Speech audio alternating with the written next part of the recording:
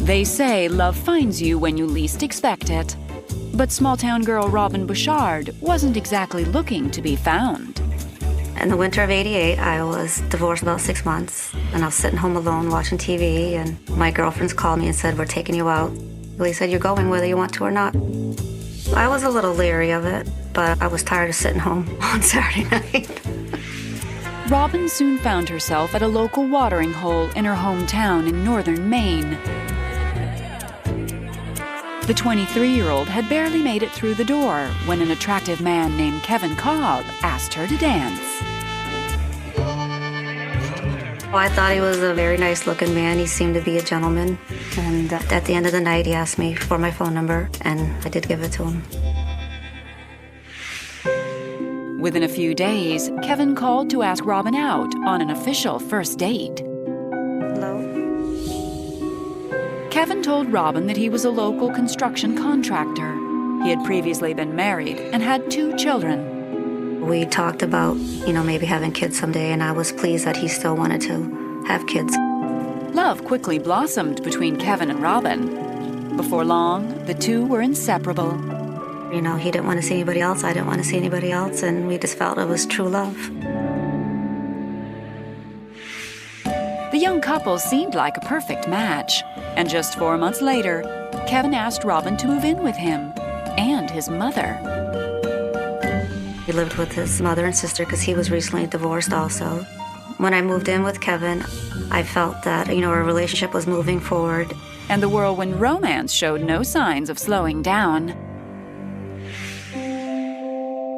In October of 1988, life handed Robin another pleasant surprise.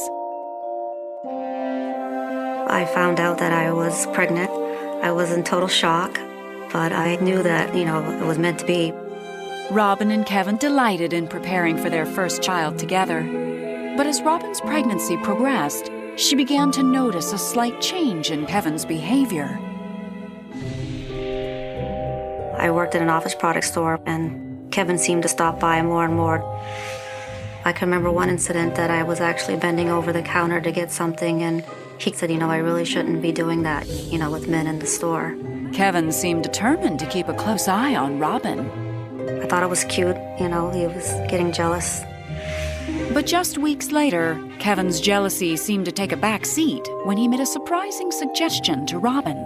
Because we were still living with his mother and sister, and she smoked, and he didn't want the baby around cigarette smoke. He said, you really should move in with your parents, which I was happy to do, but I was also sad at the same time that he wouldn't have found a place for us to live as a family.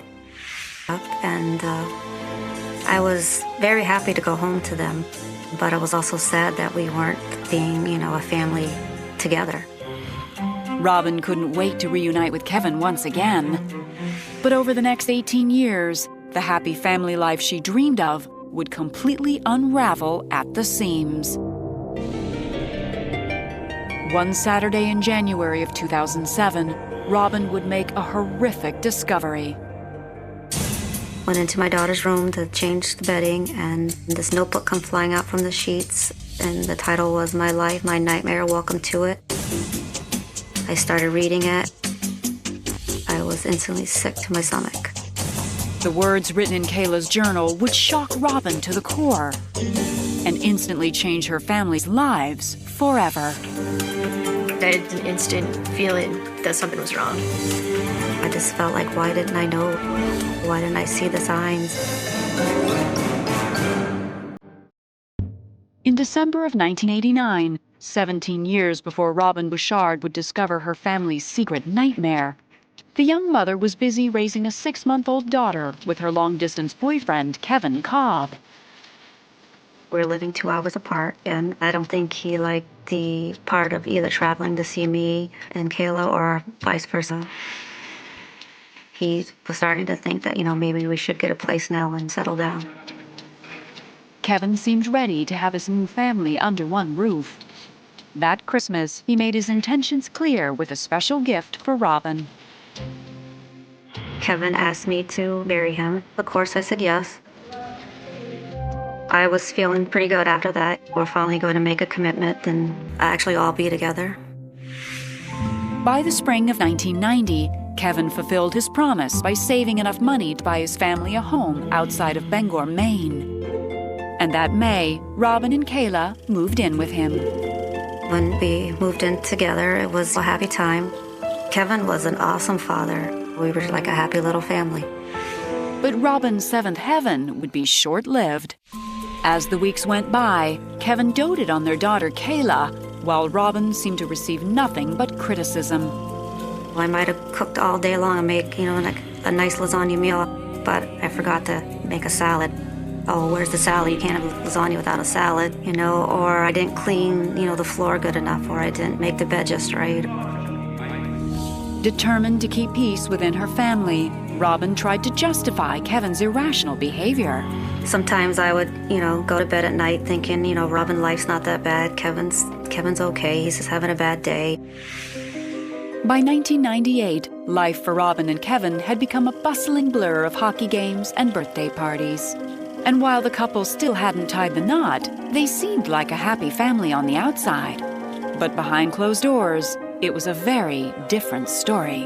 I always wanted, the storybook family and romance, and, I'd have that every now and then, but, when it was good, but when it was bad, it was bad. I remember my parents would fight. He would yell and raise his voice and call my mom names. During our verbal disagreements, I would try to protect Kayla. I'd ask her to go to her room or, maybe go put a movie in so she couldn't hear us screaming at each other. I just didn't want her to grow up thinking that it was okay for a man to talk to a woman that way. Despite her efforts, Robin was finding it increasingly difficult to keep Kevin happy. And by July 4th of 1998, their relationship had reached a breaking point. We were home over the 4th of July at my parents' camp, and we were having a family party, and we always ate buffet style, and we told everybody, come help yourself, everything's ready, and Kevin expected me to get his plate, and I said, no, it's right here, come get it yourself. And so that made him mad. As the night went on, Kevin's behavior only seemed to get worse. He just kept drinking, and he didn't eat, and he wanted to take Kayla to the fireworks. And everyone said, no, you're not taking her anywhere. You've been drinking, you're not driving her anywhere. And it blew up from there.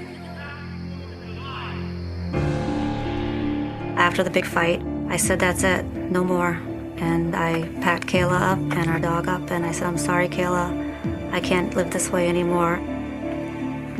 When we decided to leave for good, I was really upset, and I was listening to the one song that my dad and I considered our song, and, just staring at a picture of us, and I knew that we weren't going to go back after that.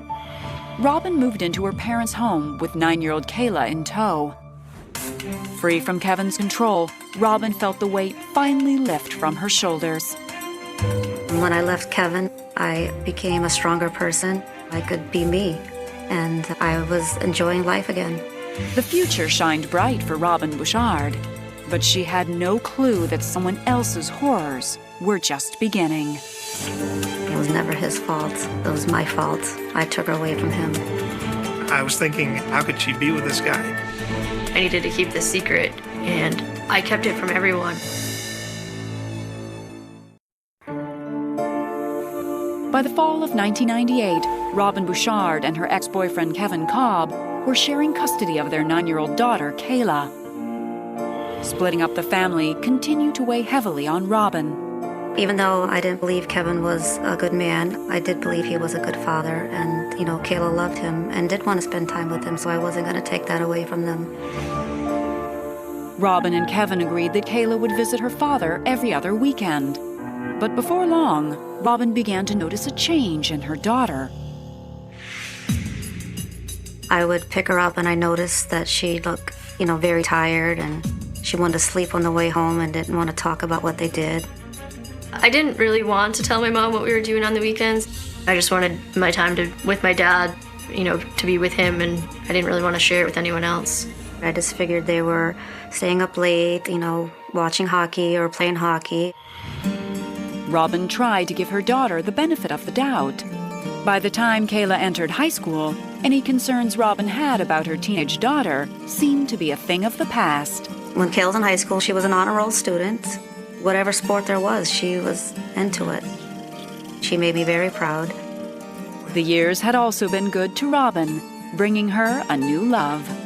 In 2003, I met my current husband, John, and by 2004, we were engaged, planning our wedding, and was becoming a new family.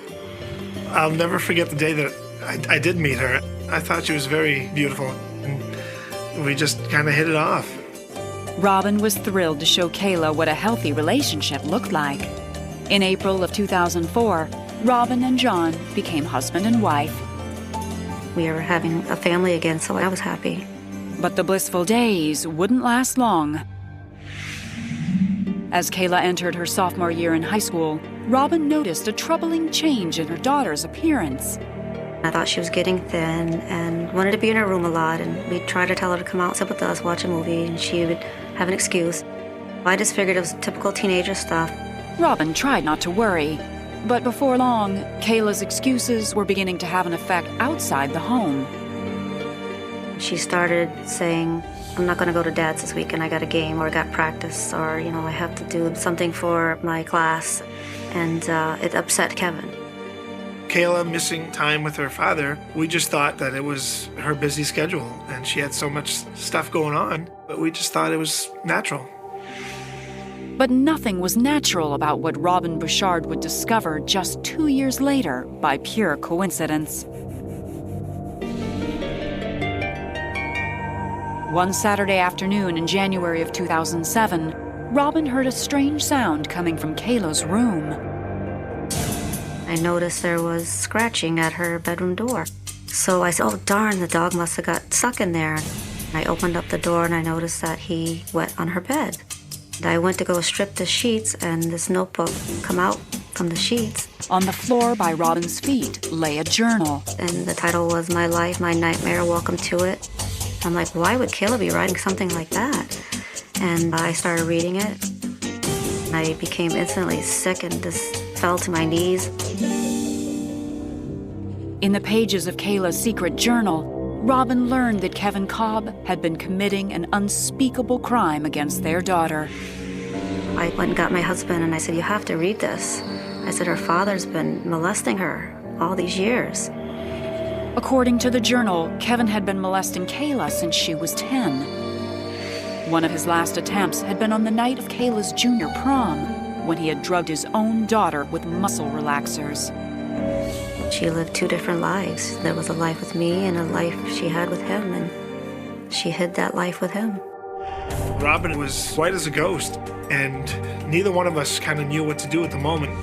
Kayla was due home from work within the hour, and Robin had no idea what she was going to say when her daughter walked through the door. If I was there while this was happening, I would never forgive myself. My heart just kind of fell into my stomach, knowing that they probably read my darkest secrets of what was happening to me. We're very determined to place Kevin under arrest. If you have a story of marriage gone wrong and would like to appear on this series, go to investigation.discovery.com. In January of 2007, Robin Bouchard was struggling to comprehend what she had just discovered in her daughter's bedroom. A hidden journal detailed years of sexual abuse at the hands of Kayla's father and Robin's ex, Kevin Cobb. I was guilt-stricken not knowing this was happening to her, and I was waiting for Kayla to get home from work so we could, show her that we knew, and it was over.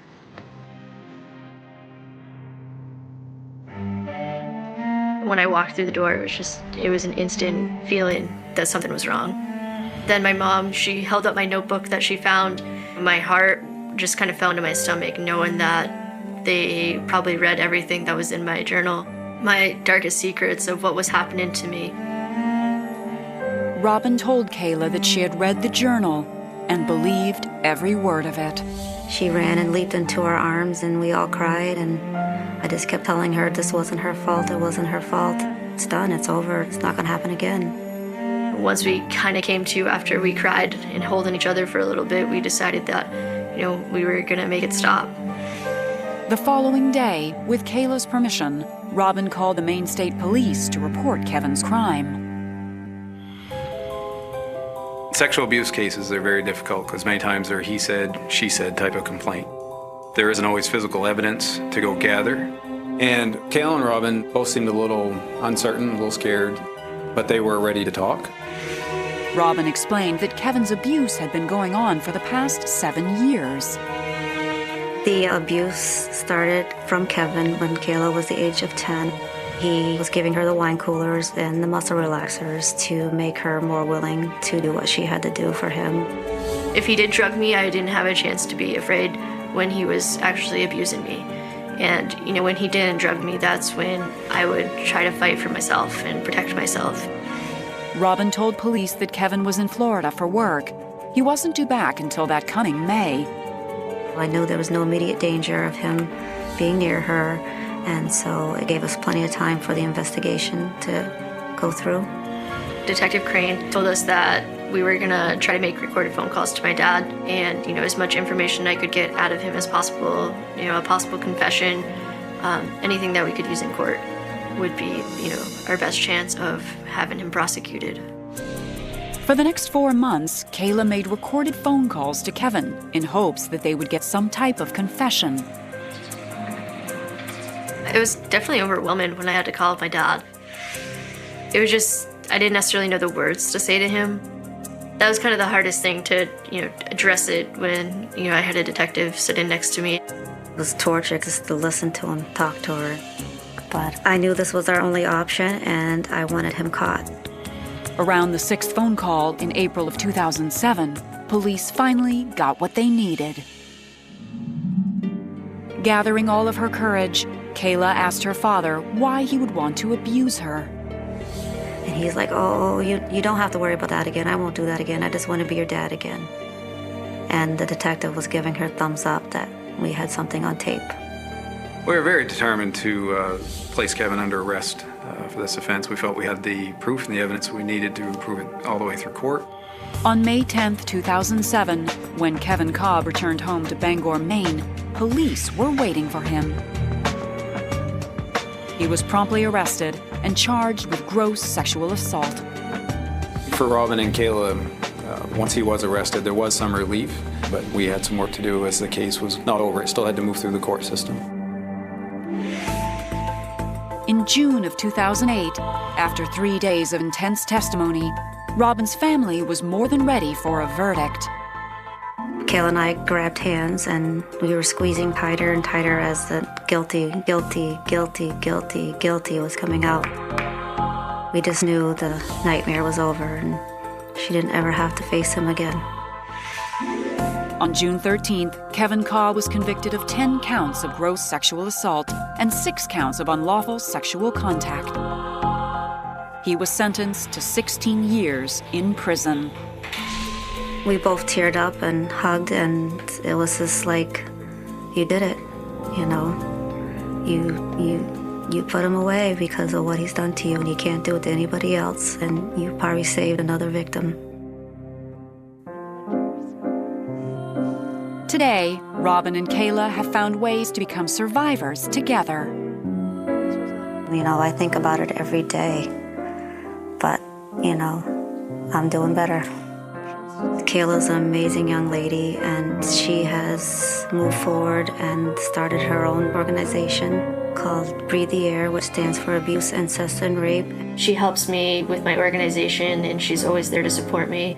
She would do anything for me, and I think by helping me, it helps her as well.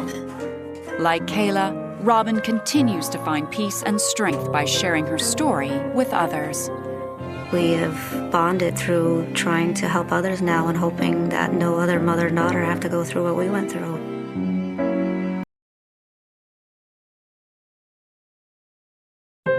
They say beauty's in the eye of the beholder. It's an adage Katie Wilson was all too familiar with. I was a pretty big nerd back in high school, and I didn't really go on a lot of dates. I was overweight, not that cute. So in the fall of 1994, the Salt Lake City High School senior was pleasantly surprised when a handsome classmate began paying attention to her. His name was Thad Roberts. He was pretty physically fit. He was intense, energetic. Katie agreed to go out with Thad, and on their first date, she quickly realized the two had a lot in common.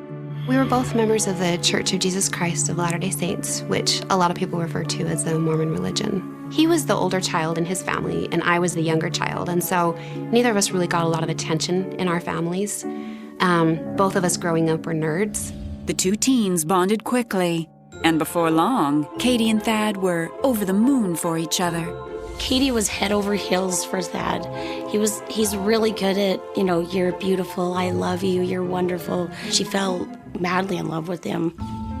After just 4 months of dating, Katie and Thad knew they were destined for the altar. But before they could say their I do's, there was just one holdup. In the summer of 1996, soon after starting college, Thad left for a 2-year missionary trip. It was so hard. We both cried so much before he went on his mission. Because even though you know you're going to wait for each other, you don't get to spend time together. All you can really do is write letters to each other. After Thad's departure, Katie tore open the letter he left behind, fully expecting a heartfelt goodbye. But instead, she got a crushing confession. So when I opened up the letter, inside there it had said that there was a girl in his English class in college that he had actually tried to ask her on a date, and it broke my heart. Katie was devastated, and she wondered why Thad had chosen to confess in a letter. He had called me on the phone when he landed from the airport, and I was just crying, and he just didn't understand why I was hurt. He told me that he didn't want to have any secrets in our relationship. He wanted to just get everything out in the open. I felt better after I got off the phone. I felt relieved that, at least he wanted to be honest with me. As soon as Thad returned home, he did what Katie had hoped he would do. He asked her to be his wife. That August, the happy couple tied the knot in a church ceremony with God, family, and friends as their witnesses. I felt like a princess, and I was so excited because I was with my prince, and we were going to go off and start our lives together. I was really happy. The newlyweds were glowing, but just 6 years later, their starry romance would go down in flames. In July of 2002, Thad was doing an internship in Houston, Texas, while Katie kept the home fires burning in Utah. The distance between them had been taking its toll on the couple. It was really hard when he'd go do internships. Just being apart for so long, I was really concerned about our relationship. On July 22, 2002, Katie answered a phone call from Thad, fully expecting to talk about their marriage. But instead, Thad had an explosive announcement. He told me that he was calling me from prison. I was just in shock. Why is he in prison? In the summer of 1996, Katie Wilson was certain she and her husband Thad Roberts had the right stuff. Our first few years of marriage, we had a lot of fun. We did everything together. I worked full-time and he went to school. By now, Thad had decided to focus on science and pursue a triple major in geophysics, physics, and geology. I'd go on his geology field trips with him, and I started really getting interested in rocks, and so we started our own collection. The young couple's new rock collection was growing as steadily as their relationship. And frequently, Thad would add new, notable items to their shelves.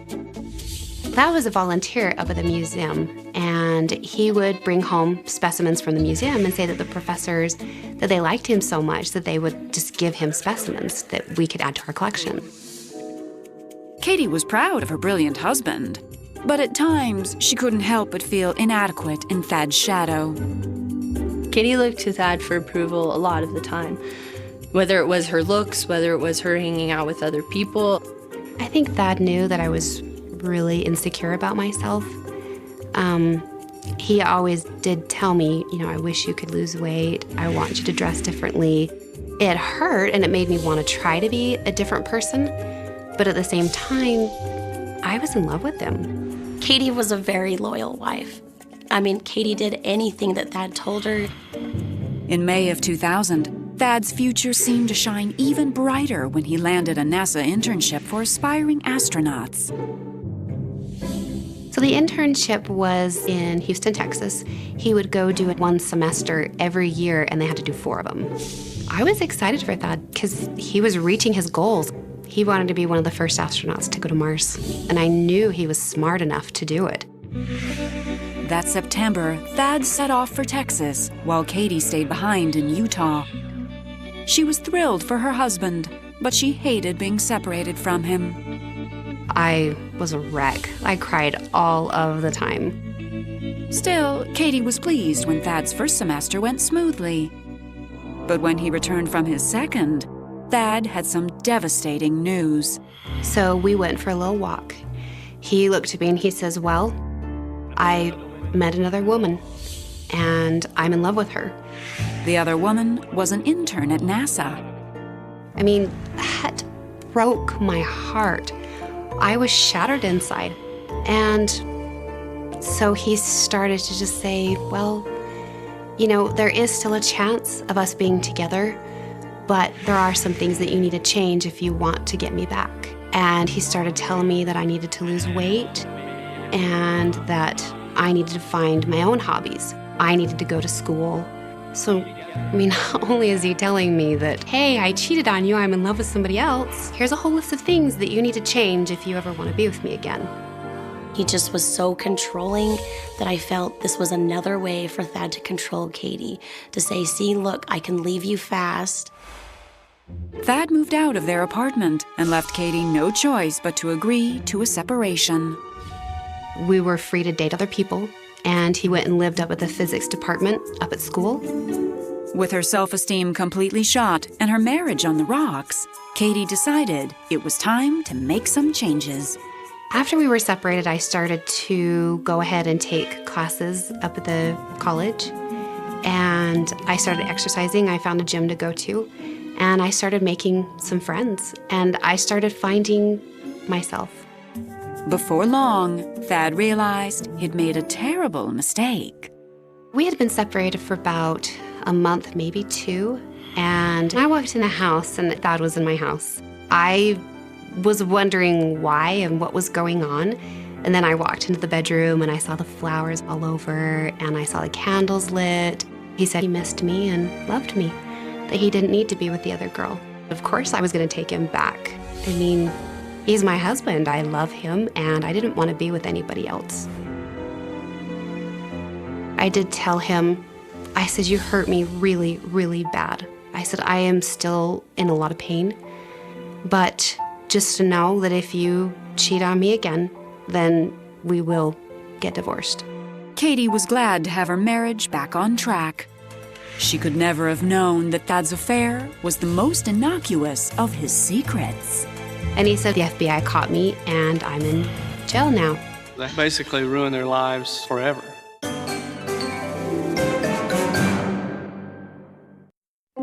By the spring of 2002, Katie Wilson was sure her marriage to Thad Roberts was on the mend. And when she sent him off for his third tour at NASA, Katie was in good spirits. The third time he went to Houston, things were really good. We were happy. He seemed excited for me to go down and visit him. That April, Katie boarded a plane to Houston. Once there, Thad showed her around the NASA facilities. Not very many people get to go to NASA and go in the shuttle simulator and train where the astronauts train. It was really cool. Thad also introduced Katie to his mentor, Dr. Everett Gibson, a renowned NASA scientist who invited the couple to his lab. There, he showed them something that clearly made an impression on Thad. We went into a lab, and there were moon rocks in there, and there were little slices that you could put under the microscope. When Thad was looking at the moon rocks, he was so excited it was like a kid in a candy store. Touching a piece of the moon seemed to have an effect on Thad's ever-active imagination. Thad just looked at me and he says, wouldn't it be cool if we could steal one of these and sell it? We could make a lot of money. I'm like, yeah. Following their visit, Katie and Thad's relationship seemed stronger than ever. So later that month, when Thad returned home from his third tour and started acting withdrawn and secretive again, Katie was beyond frustrated. He would come home pretty late at times without telling me where he was. And I had dinner ready on the table, and I was upset because I was just sitting there waiting, and he didn't come home. Thad would always give an excuse. about staying out late. I was stargazing at the university. I was putting together a club. I was studying. Thad also told Katie he'd been spending a lot of time with a new university friend, a guy named Gordon McWhorter. Thad did tell me that Gordon had had kind of a shaky past. He had been arrested previously, and he was just trying to help him out a little bit. They would study together and hang out quite a bit together, but he never really gave me a lot of details. Katie wanted to believe her husband, but in the summer of 2002, when she dropped him off for his fourth and final tour at NASA, she had a sinking feeling that Thad wasn't to be trusted. On our drive to NASA, I told him, I said, I just feel like you're going to cheat on me again. He did tell me that he did love me, but I still felt a little gut feeling inside of me just telling me that something was going to happen.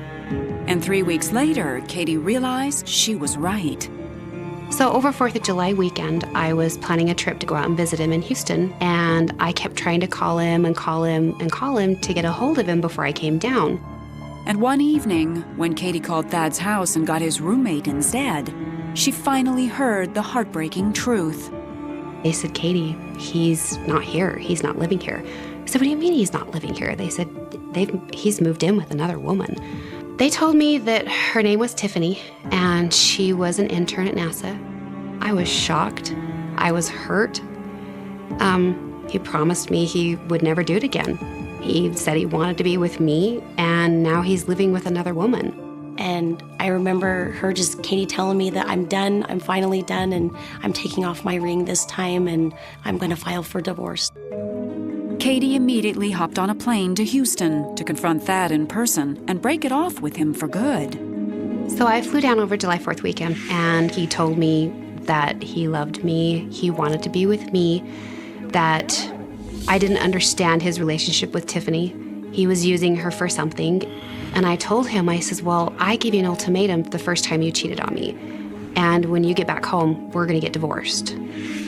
But when Katie returned home, Thad bombarded her with phone calls, declaring his love and begging her to reconsider. Thad would call her and call her and call her and call her, just always trying to persuade her because he could tell that she had changed. She felt like he was almost stalking her. I didn't want to take him back because I should have learned the first time, once a cheater, always a cheater. But before Katie could start divorce proceedings, she received a phone call that completely blew her away. On July 22nd, I received a collect call on the phone. It was a Sunday, and I was just at my home, and it said from Thad. And that didn't really make sense, but I accepted the charges anyways. And on the phone, he told me that he was calling me from prison. And I said, what are you doing in prison? And he said, well, I stole moon rocks from NASA, and I tried to sell them, and the FBI caught me. And I said, you did what? Thad had attempted to pull off the most outrageous heist in NASA history. His ultimate goal was to make a lot of money. The samples that Thad stole were samples from every Apollo mission that landed on the moon.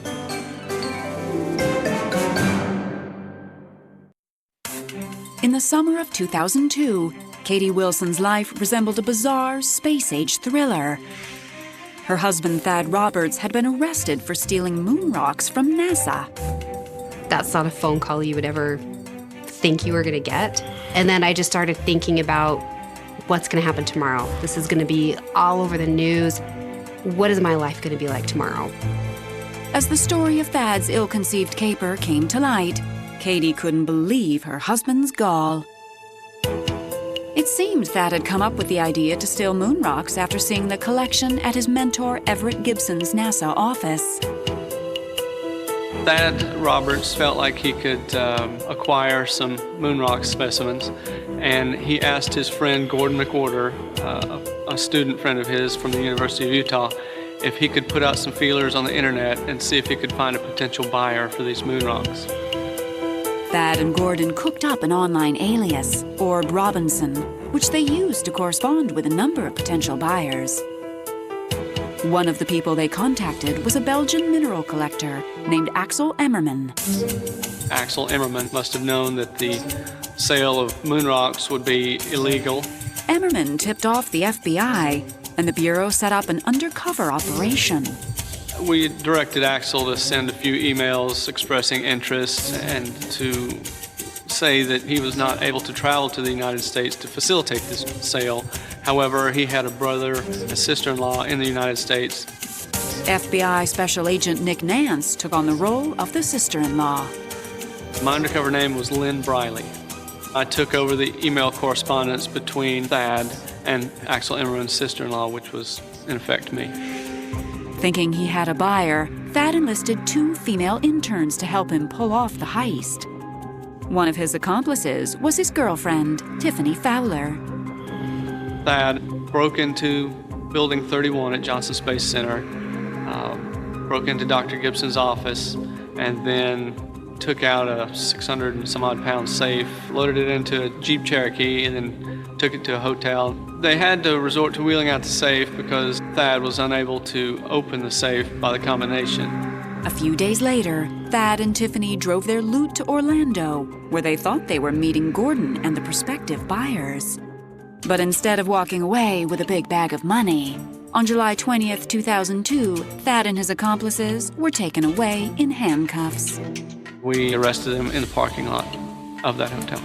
What we found in the hotel room was a tackle box which contained all of the moon rocks that they had taken from Dr. Gibson's laboratory, along with some Martian meteorites that were also in the safe that they had stolen.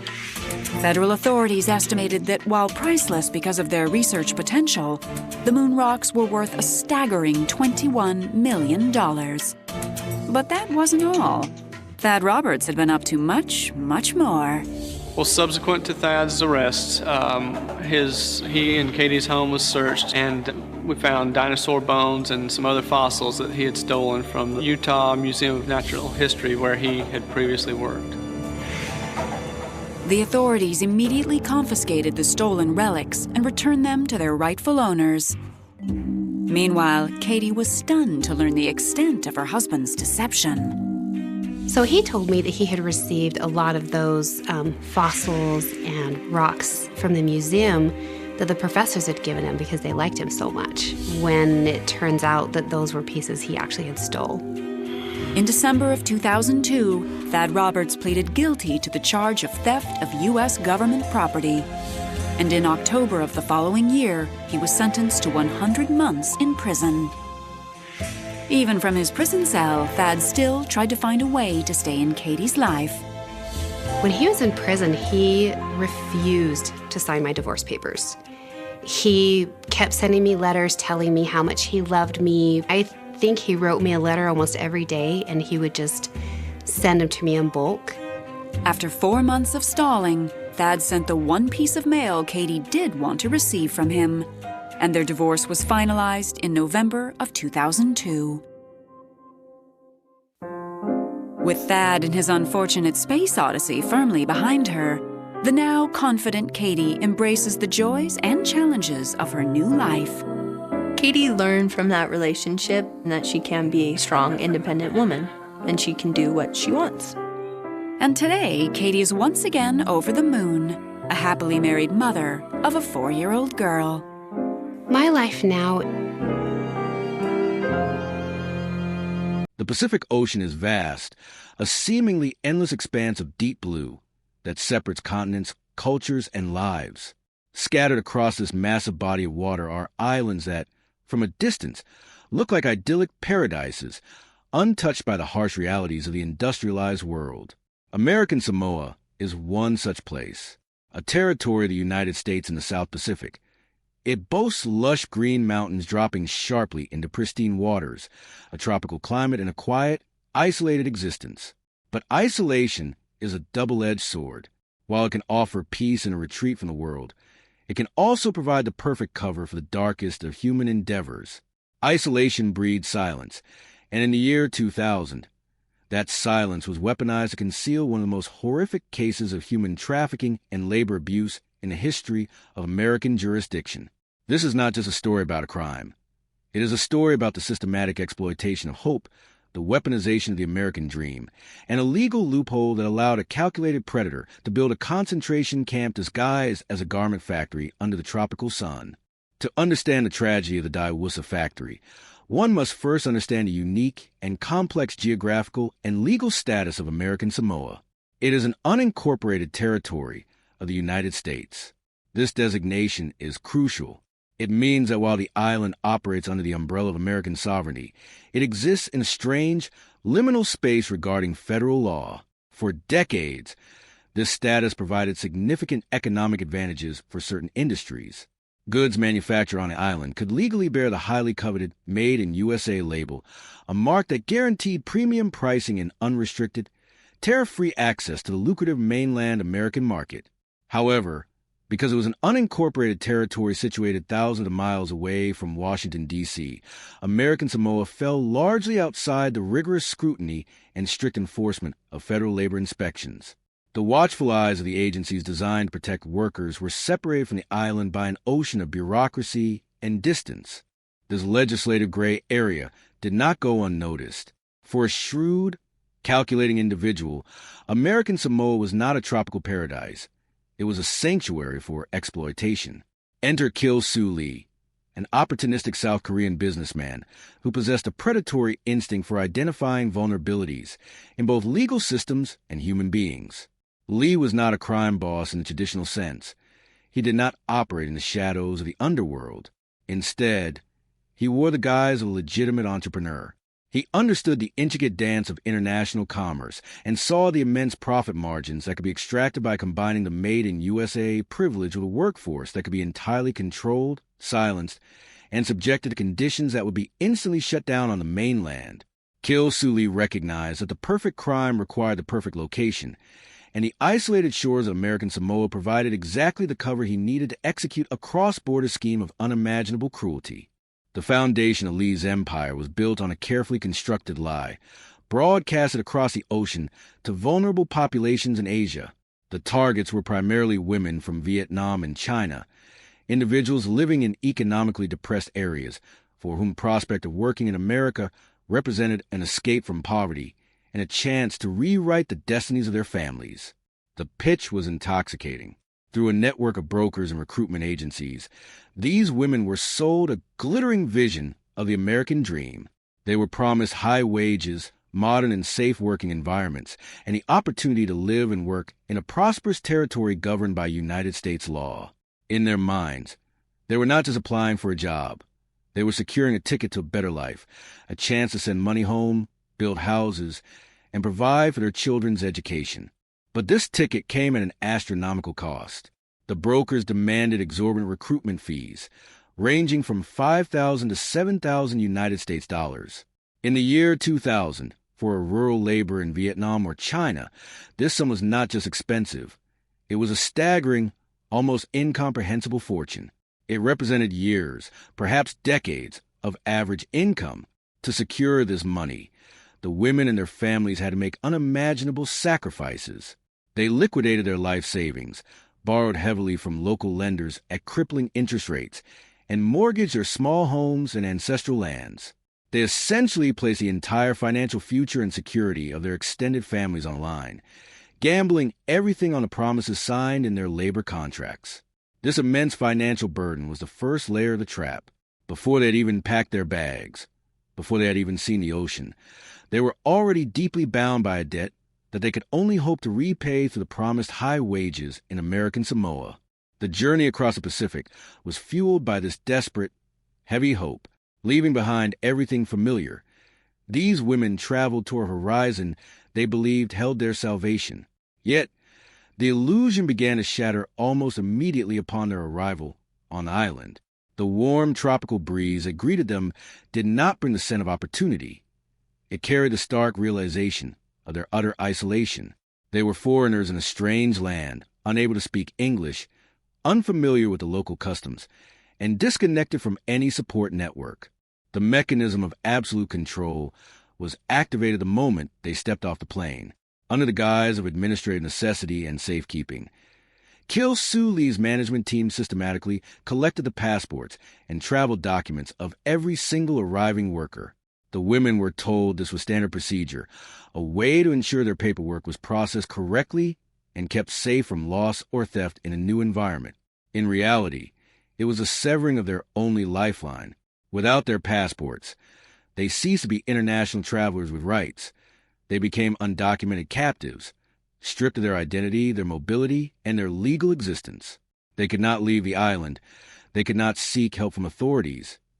And they could not return home. The vast Pacific Ocean, which had been the pathway to their dreams, suddenly transformed into an impenetrable wall holding them in.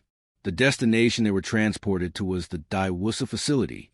The recruitment brochures had promised a modern, clean, and efficient workplace. The reality that stood before them was a stark, horrifying betrayal. The Daiwusa factory was a dilapidated, brutalist structure that resembled a penal colony far more than a place of employment. It was not a food canning facility, but a sprawling, stifling garment factory where the relentless hum of heavy sewing machines would soon become the soundtrack to their daily suffering. What struck the women immediately upon entry was the perimeter. The compound was surrounded by towering fences topped with razor-sharp barbed wire. Heavy gates were guarded by imposing, hostile security personnel. The architecture of the facility was explicitly designed not to keep intruders out, but to keep the workforce locked securely within.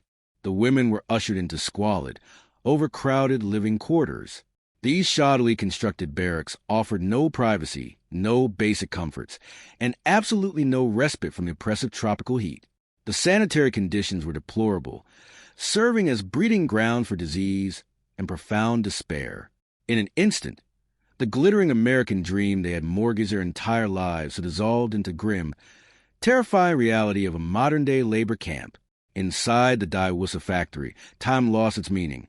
The days bled into nights under the harsh, flickering glare of fluorescent industrial lights.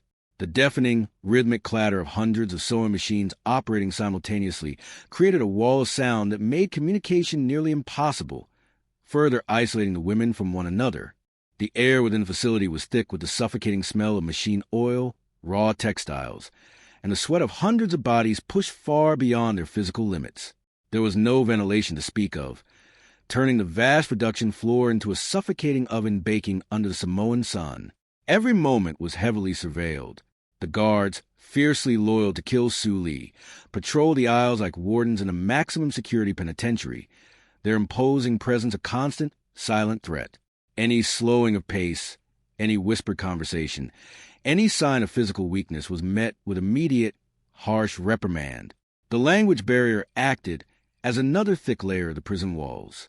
The management, consisting largely of Korean nationals and local Samoan guards, communicated through harsh orders and physical intimidation, leaving the Vietnamese and Chinese workers entirely unable to advocate for themselves or clearly understand the arbitrary, punishing rules governing their existence. Kill Soo Lee's operation was meticulously designed to break the human spirit through a calculated combination of physical deprivation and psychological warfare. The high wages they had been promised evaporated into thin air. Months passed in agonizing slowness, without a single paycheck being issued to the workers. When the women inquired about their money, their desperate inquiries were met with cold silence, deliberate evasion, or terrifying outbursts of hostility. Without any income, the women had absolutely no means to purchase basic necessities, completely cementing their total dependence on the factory management for their very survival. This brutal control extended to their most fundamental biological needs. Food, a basic human right, was entirely weaponized as a tool of subjugation. The management drastically cut the food rations to the absolute bare minimum required to keep the workers conscious and operating the machinery. The daily sustenance often consisted of nothing more than a meager portion of plain white rice submerged in a watery, flavorless broth, or a few leaves of boiled cabbage. The nutritional deficit was severe and immediate. The grueling physical demands of operating heavy sewing machinery for excruciatingly long shifts, combined with the extreme heat of the unventilated factory floor and the systematic starvation diet, took a devastating toll on their bodies. It became a chillingly common sight to see women simply collapse at their workstations, their bodies given out under the immense weight of malnutrition, severe dehydration, and absolute exhaustion. They were treated not as living human beings, but as disposable components of an industrial machine driven relentlessly until they broke, with no medical care ever provided to mend them. Yet, as horrific as the physical conditions were, The psychological torment engineered by Kill Soo Lee was perhaps even more paralyzing. When the quiet rumblings of discontent began to surface, when the women, driven mad by hunger and absolute desperation, dared to ask for their rightfully earned wages or simply better food, Lee deployed his ultimate weapon, reverse extortion. He did not simply threaten to fire them. He threatened to deport them immediately. He leveraged the very debt that had brought them to the island against them. He knew intimately that for these women, returning home empty-handed was a fate far worse than the physical suffering they were currently enduring. Deportation meant returning to a family that had lost everything to secure their passage. It meant facing ruthless local creditors who inevitably seize their family homes and ancestral land. It meant absolute, inescapable financial ruin for generations to come. This threat was an invisible but completely unbreakable chain. It preyed brilliantly and cruelly on their deepest fears and their overwhelming, selfless sense of duty to their families back in Asia. Kill Soo Lee understood perfectly that by holding their financial ruin heavily over their heads, he could force them to endure horrifying conditions that would otherwise spark an immediate, violent rebellion. The paralyzing fear that staggering debt back in Vietnam and China silenced their cries for help and forced them back to humming sewing machines, day after agonizing day, month after month. They were trapped in a cruel paradox of exploitation. They were forced to work entirely for free in order to avoid being sent back to the crushing poverty. They had sacrificed everything to escape. The Dai Wusa factory had become a black hole, silently absorbing their intense labor, their fading youth, and their last shreds of hope, offering nothing in return but the daily dread of mere survival in a forgotten, isolated corner of the Pacific Ocean. He operated with the terrifying confidence of a man who truly believed he had found a hidden place where the law could not reach him, a secluded realm where he was a sole, unquestioned arbiter of life and death, freedom and total captivity. This absolute power corrupted completely, setting the dark stage for the unimaginable violence that would soon shatter the fragile, terrified silence of the Dai Wusa compound. The victims were firmly trapped in a perfect, inescapable storm of geographical isolation, legal ambiguity, and crushing economic debt, waiting in the heavy, humid air for a single spark that would inevitably ignite a devastating tragedy. The transition from the intoxicating illusion of the American dream to the suffocating reality of the Dai Wusa compound was not a gradual awakening, but a brutal, immediate plunge into a manufactured nightmare. As the heavy gates of the factory clanged shut behind the newly arrived workers from Vietnam and China, the psychological conditioning began with swift, bureaucratic efficiency. The confiscation of their passports was framed as a mundane administrative task, a simple matter of secure record-keeping. Yet, in that single, seemingly innocuous transaction, the fundamental nature of their existence was completely rewritten. A passport for a migrant worker is far more than a travel document. It is their solitary anchor to legal identity, their shield against absolute vulnerability, and their only guaranteed ticket back to the lives they left behind. When Kill Soo Lee's management team locked those small booklets away, they systematically erased the legal personhood of over 200 women. The workers were instantly transformed from ambitious international laborers seeking prosperity into stateless captives marooned on an island in the middle of the vast Pacific Ocean. Without those documents, they had no voices to raise to local authorities, no ability to board a flight, and absolutely no proof that they even belonged in the world beyond the razor wire fences of the compound. They were effectively erased from the map, trapped in a legally ambiguous void where the normal rules of society ceased to function entirely. The living conditions that awaited them within the confines of the factory were designed to strip away any remaining sense of human dignity. The promises of modern, clean accommodations evaporated the moment they were herded into the squalid, makeshift encampments that would become their permanent cages. These were not dormitories, but crude, suffocating holding pens constructed with a blatant disregard for basic human needs. The tropical climate of American Samoa, characterized by its heavy humidity and relentless heat, became a weapon of torture within these poorly ventilated structures. The air inside the crowded barracks was perpetually stagnant, thick with the smell of unwashed bodies, despair, and the encroaching dampness that bred disease. Sleep offered no escape from the misery, as the women were packed together in severely restricted spaces, forced to rest on hard, unforgiving surfaces after enduring unimaginable physical exertion. The basic sanitary facilities were entirely inadequate for a population that size, quickly deteriorating into a state of severe unhygienic decay. Every waking moment spent within these grimy walls was a visceral reminder of their utter powerlessness. The beautiful, pristine environment of the island that lay just beyond the perimeter fence stood in agonizing, cinematic contrast to the filth and degradation they were forced to inhabit, serving only to magnify the profound cruelty of their captivity. To fully comprehend the paralyzing fear that gripped the Daiwusa workers, one must examine the invisible chains of debt that bound them far more tightly than the physical fences surrounding the factory. The recruitment fees, ranging from $5,000 to $7,000, were astronomical figures that defied the economic reality of their origins.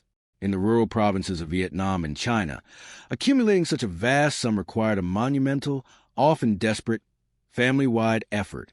It meant liquidating multi-generational savings, surrendering the deeds to modest family homes, and frequently turned to predatory local lenders who operated with ruthless enforcement methods.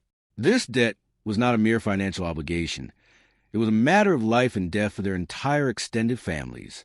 When the women boarded the planes to American Samoa, they carried the collective hopes and the entire financial survival of their loved ones squarely on their shoulders.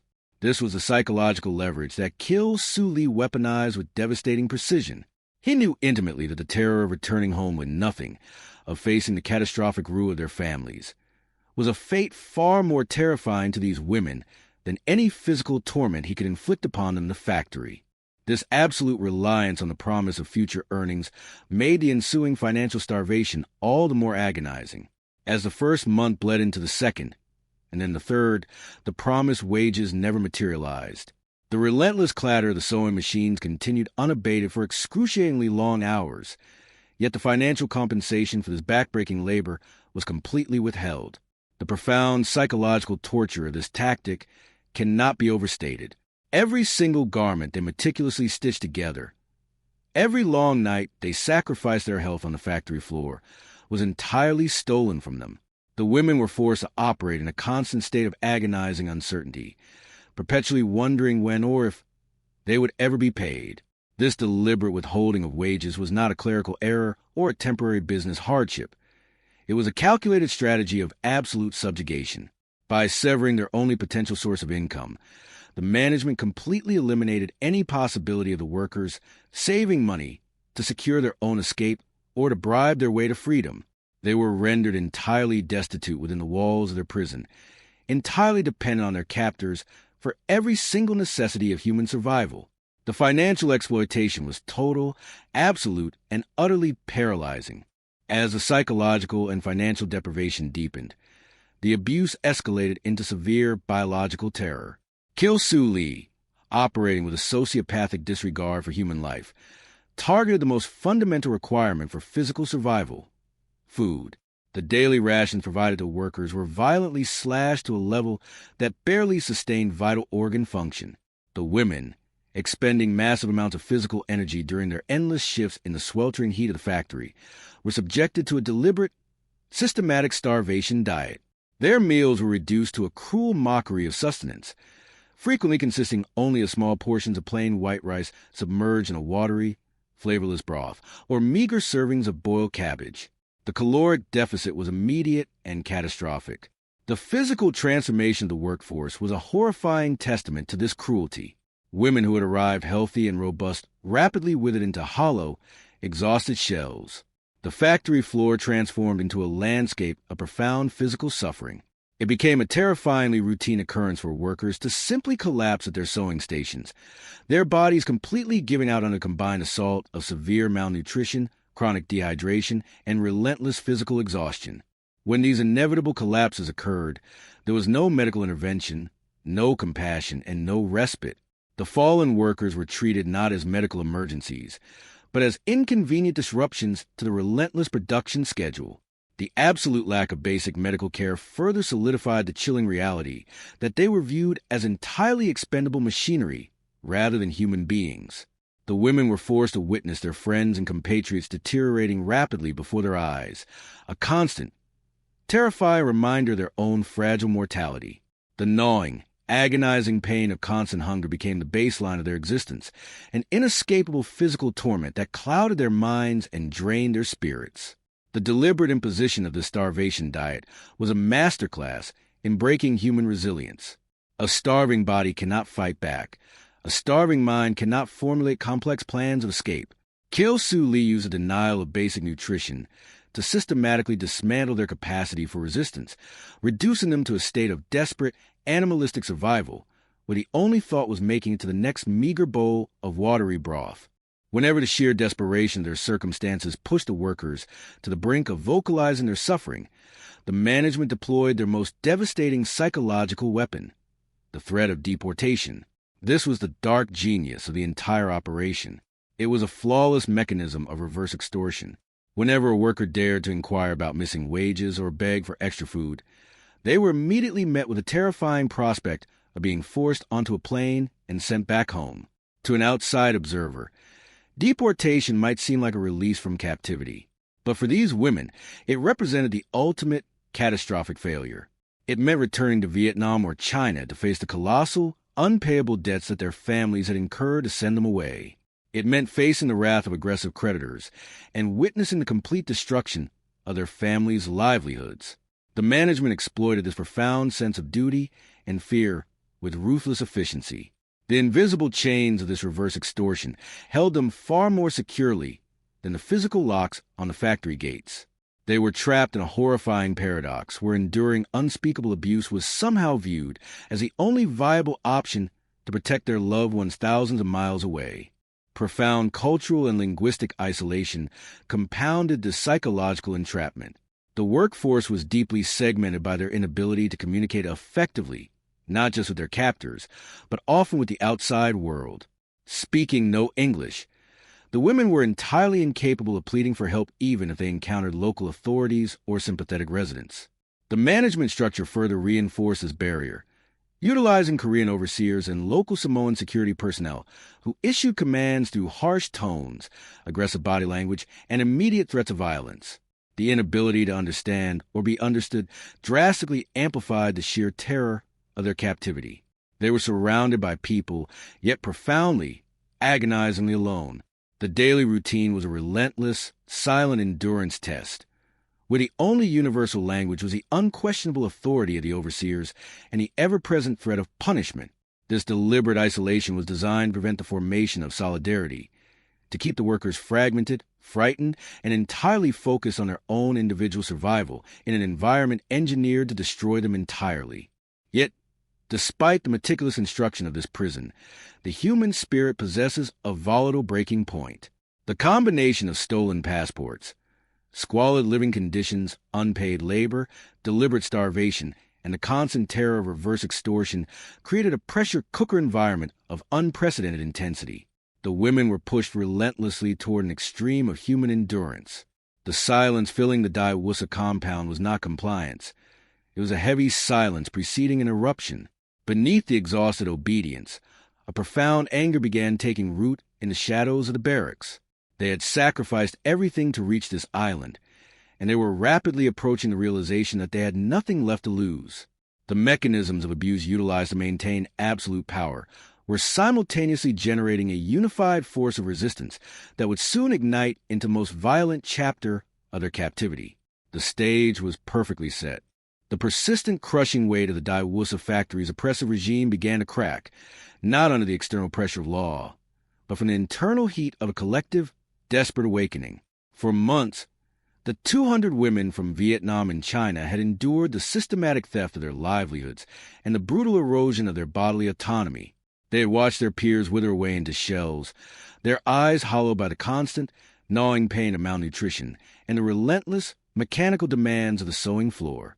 They had lived in the terrifying shadow of their own debt, a debt that rendered them slaves to the very institution they had hoped would save them.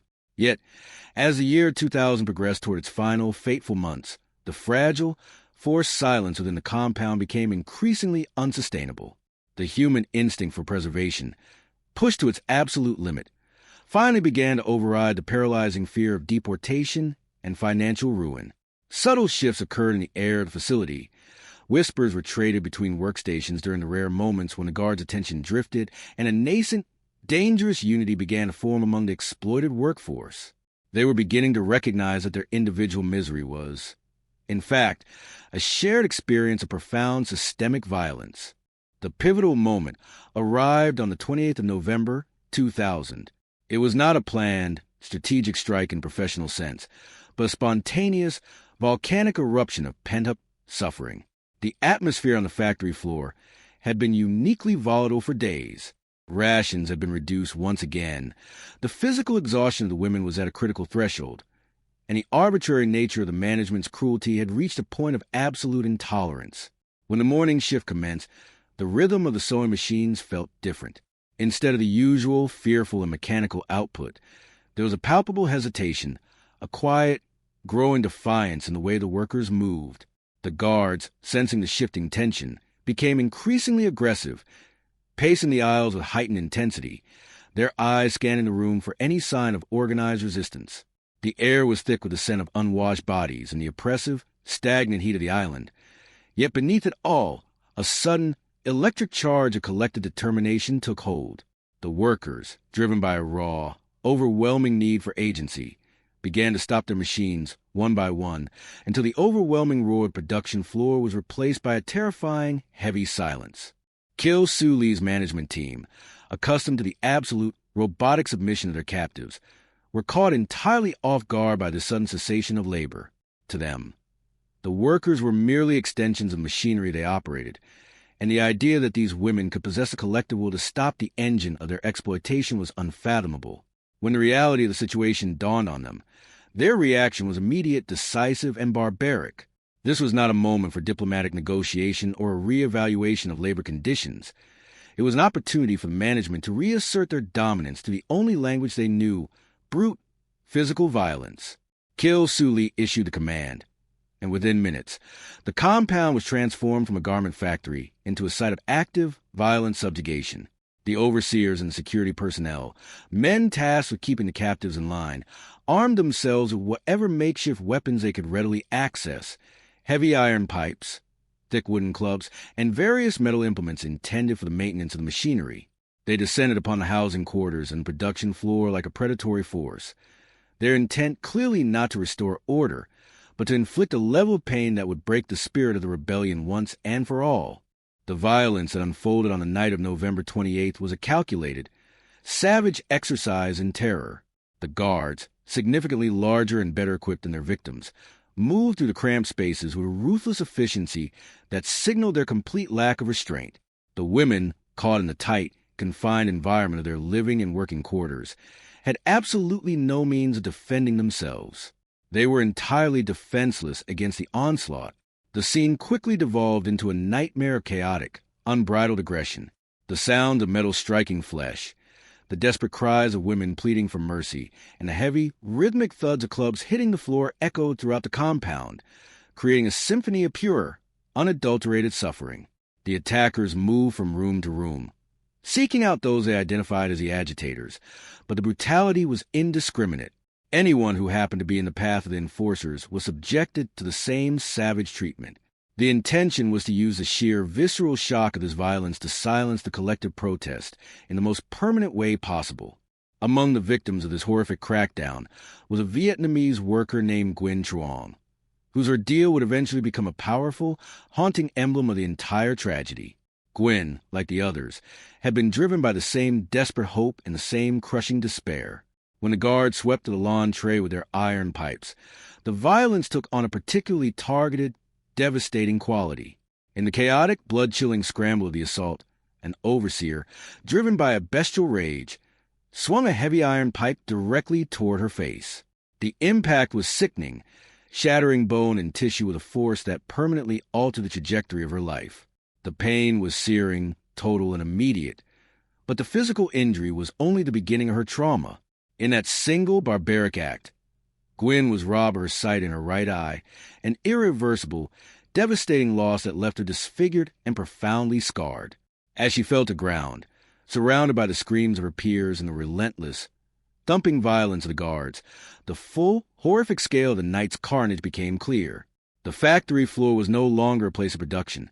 It had become a genuine attention camp, where the price of demand for human dignity was paid in blood, bone, and permanent, lifelong injury. The aftermath of that night was defined by a haunting, terrified silence. The rebellion had been brutally, effectively crushed, but the psychological impact on survivors was profound and lasting.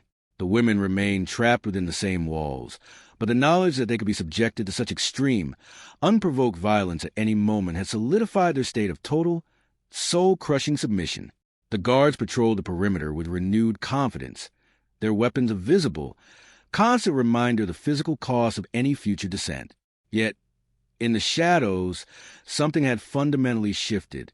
The memory of the violence, the sight of Gwen's permanent disfigurement, and the shared, collective trauma of that night had woven a deeper, more resilient connection among the victims. They were no longer just individuals suffering in isolation. They were a community bound by the shared, visceral experience of an attempt on their humanity. They knew now exactly what they were up against. The mask of the legitimate, productive enterprise had been irrevocably torn away, exposing the raw, ugly reality of the Daewusa factory for what it truly was. While the physical rebellion had been suppressed, the psychological defiance had only begun to grow in the quiet aftermath. The survivors, though physically broken and living in the shadow of constant, looming threats, began to observe the cracks in the management's facade. They saw the way the guards moved, the way the managers whispered, and the way the entire delicate ecosystem of the factory relied on their continued, enforced silence. They began to realize that the security they had so feared was, in its own way, fragile.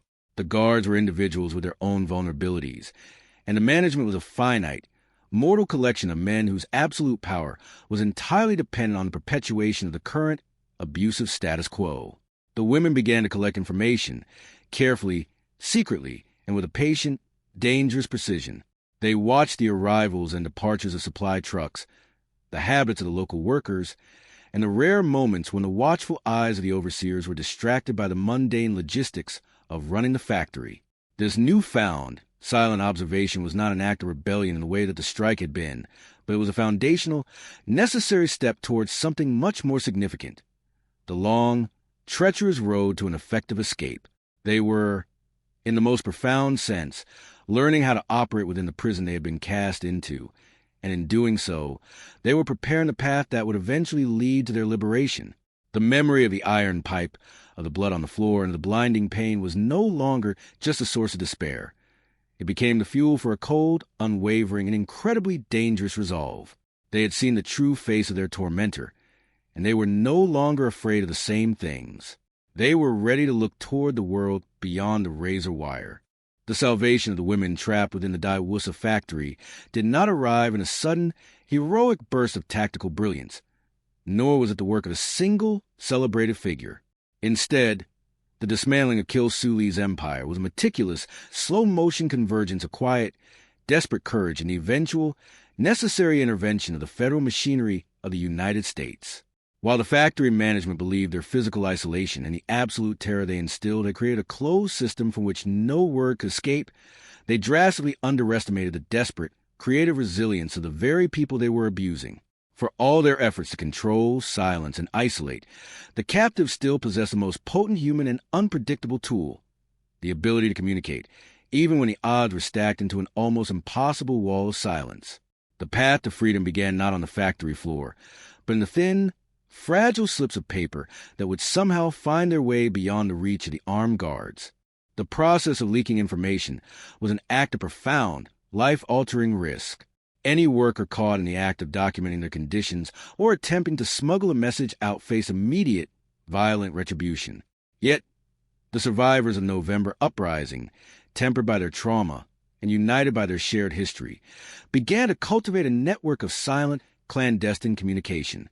They identified potential allies among the local population, individuals who, though perhaps unaware of the full, horrifying scope of the abuse, possessed the moral clarity to recognize that something was deeply and fundamentally wrong behind the Daewusa fence.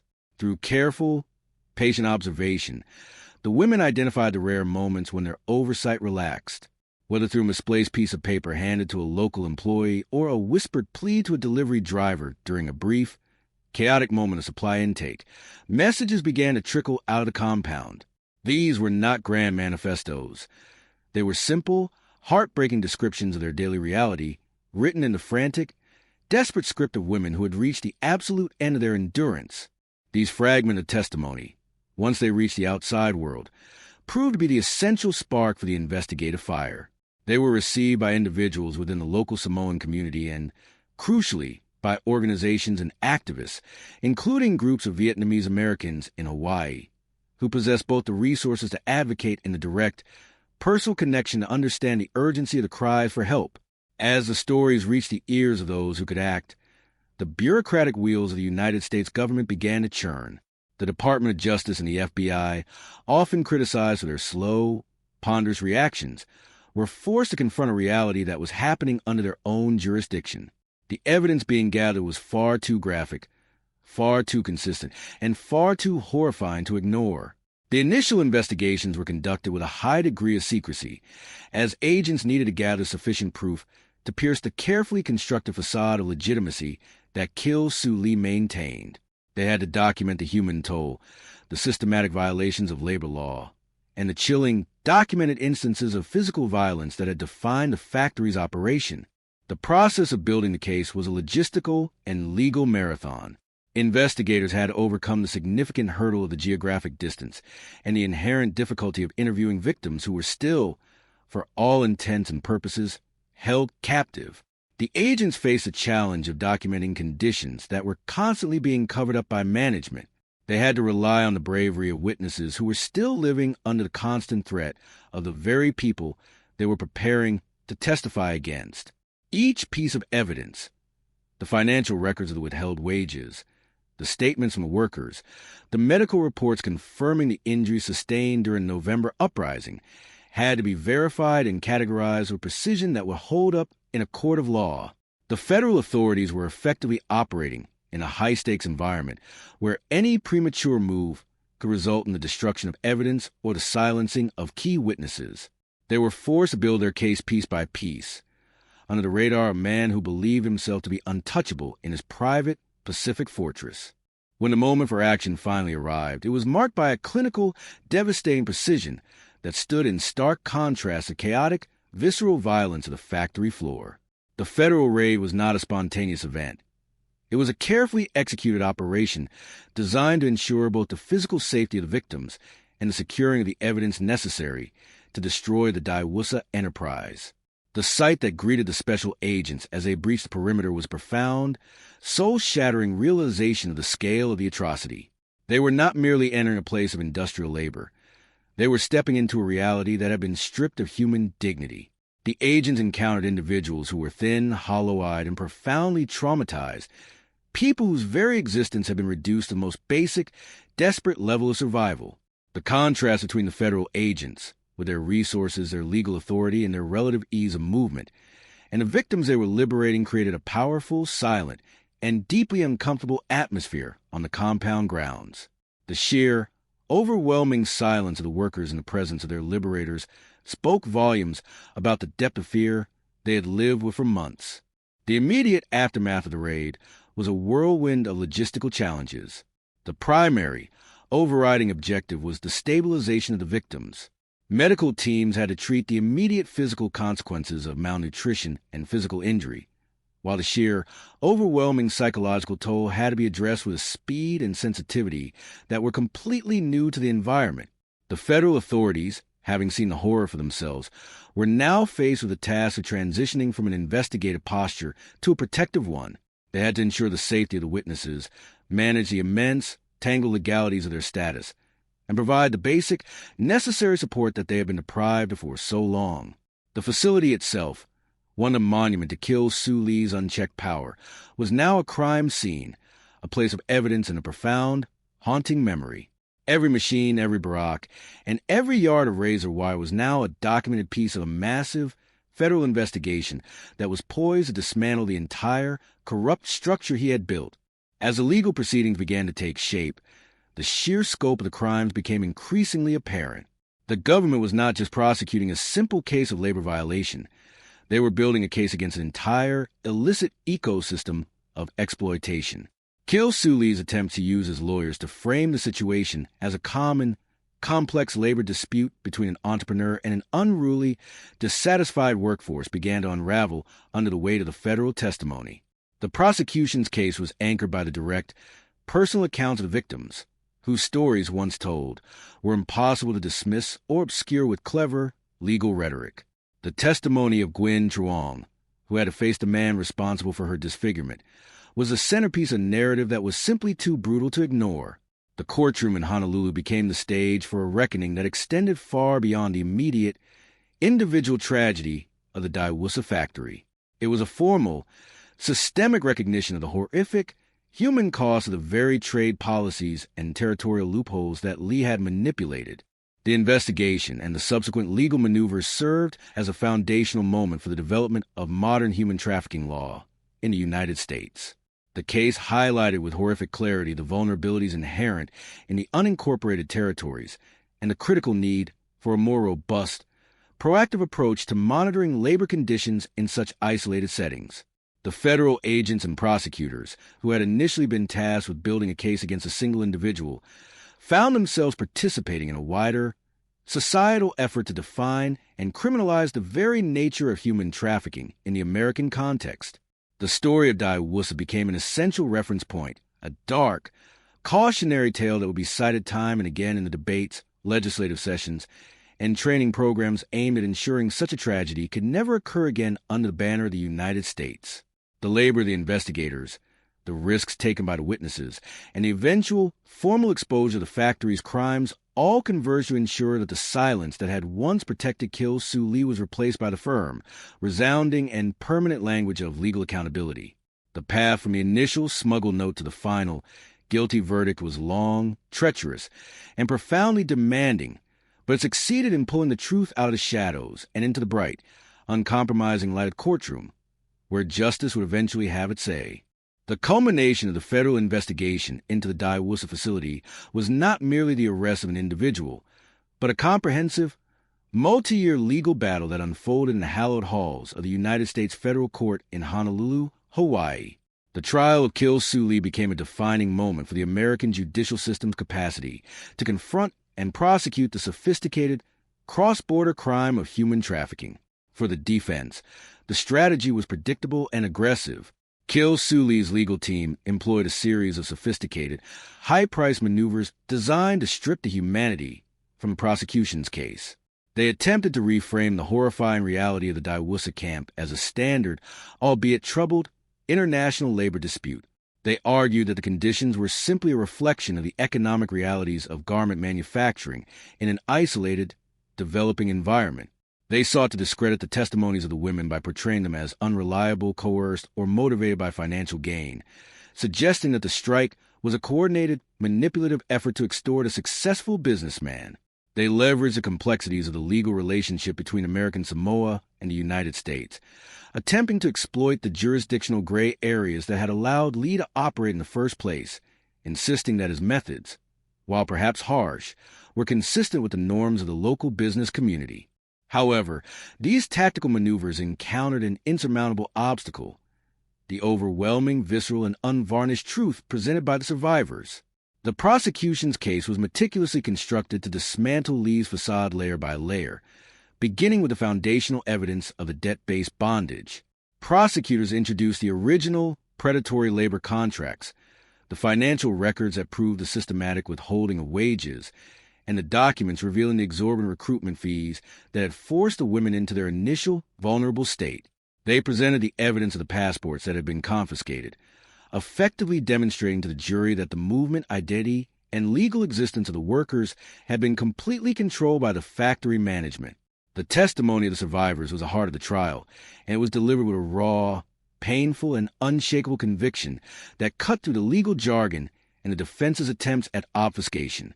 Each woman who stepped onto the witness stand offered a fragment of the collective trauma they had endured, painting a cohesive and undeniably harrowing picture of the Daiwusa reality. The testimony regarding the physical violence was particularly devastating for the defense. When the women recounted the events of November 28, 2000, they were not offering abstract legal arguments.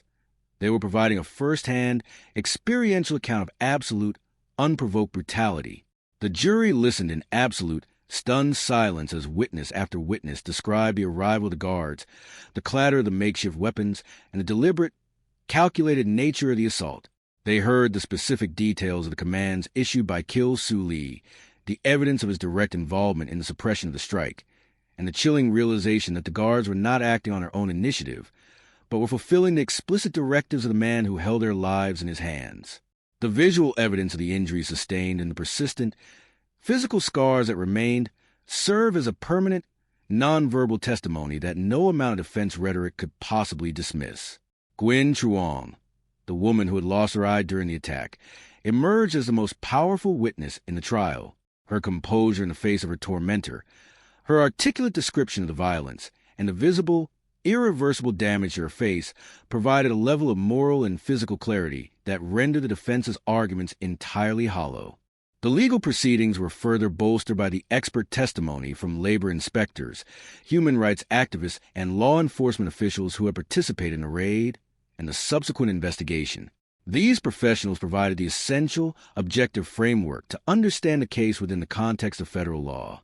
They described the squalor of the living conditions, the clear and flagrant violations of international labor standards, and the sophisticated way in which Lee had manipulated the legal and bureaucratic structures of American Samoa to evade the oversight that would have, under normal circumstances, shut his operation down months before the November uprising. They established that this was not a one-off error in management, but a consistent, deliberate, and widespread pattern of criminal exploitation. The defense's claim that Lee was simply a businessman caught in a misunderstanding was systematically dismantled by the evidence of a persistent, intentional campaign of human rights abuses that had been documented over a significant period. The prosecution successfully framed the Daewoosa factory not as a manufacturing entity, but as a site of organized criminal enterprise. The climax of the trial occurred during the closing arguments, where the prosecution effectively synthesized a massive volume of evidence into a clear, moral, and legal imperative. They argued that the United States government had a fundamental obligation to protect those who were within its jurisdiction, regardless of their nationality, their legal status, or their isolation in an unincorporated territory. They emphasized that the law existed specifically to prevent the very kind of abuse that Lee had perfected, and that to allow him to escape accountability would be a profound failure of the justice system. The jury's deliberations were a significant and deliberate process, reflecting the complexity and gravity of the charges. When the verdict was finally delivered, it was a profound and unambiguous statement of accountability. Kil Soo Lee was found guilty on multiple counts of human trafficking, forced labor, and extortion. The sentence handed down by the federal court in 2005, 40 years of imprisonment, was a severe and highly consequential judgment that echoed well beyond the walls of the courtroom. The sentencing was accompanied by a clear, formal, and substantial order for restitution. Lee was ordered to pay millions of dollars to the victims, a symbolic and necessary effort to address the financial ruin he had caused. While no amount of money could ever compensate the women for the trauma, the loss of their dignity, or the physical scars they would carry for the rest of their lives, the order was a critical, legal acknowledgement of the financial and human cost of his crimes. The judge's statement at the sentencing was a blistering and unequivocal condemnation of Lee's conduct, highlighting the profound betrayal of the American principles of liberty, the rule of law, and basic human rights. The case was formally closed, but the impact of the conviction was immediate. The trial had forced a public, high-profile recognition of a crime that had, for too long, remained conveniently hidden in the shadows of the Pacific. The legal strategy employed by the prosecution and the eventual outcome served to establish a new, higher standard for federal law enforcement in dealing with cases of modern slavery. The trial demonstrated that the legal protections afforded to laborers were not merely suggestions, but enforceable federal mandates, regardless of where those workers were stationed or who they were employed by. The conviction was a victory for victims, but it was also a victory for the integrity of the American legal system. The entire process, from the initial desperate notes sent from the factory to the final guilty verdict in Honolulu, served as a blueprint for the future of human trafficking litigation. It validated the importance of victim testimony, the necessity of proactive, interagency federal coordination, and the urgency of establishing clear, enforceable protections against the exploitation of vulnerable labor. The courtroom, once a place of uncertainty and fear for the victims, became the place where their humanity was finally and irrevocably affirmed in the eyes of the law. The legal battle of Diawusa remains an enduring, foundational case in the history of American justice, a reminder of the capacity for both profound evil in the pursuit of profit and the possibility of a just, determined response from the institutions designed to protect the vulnerable.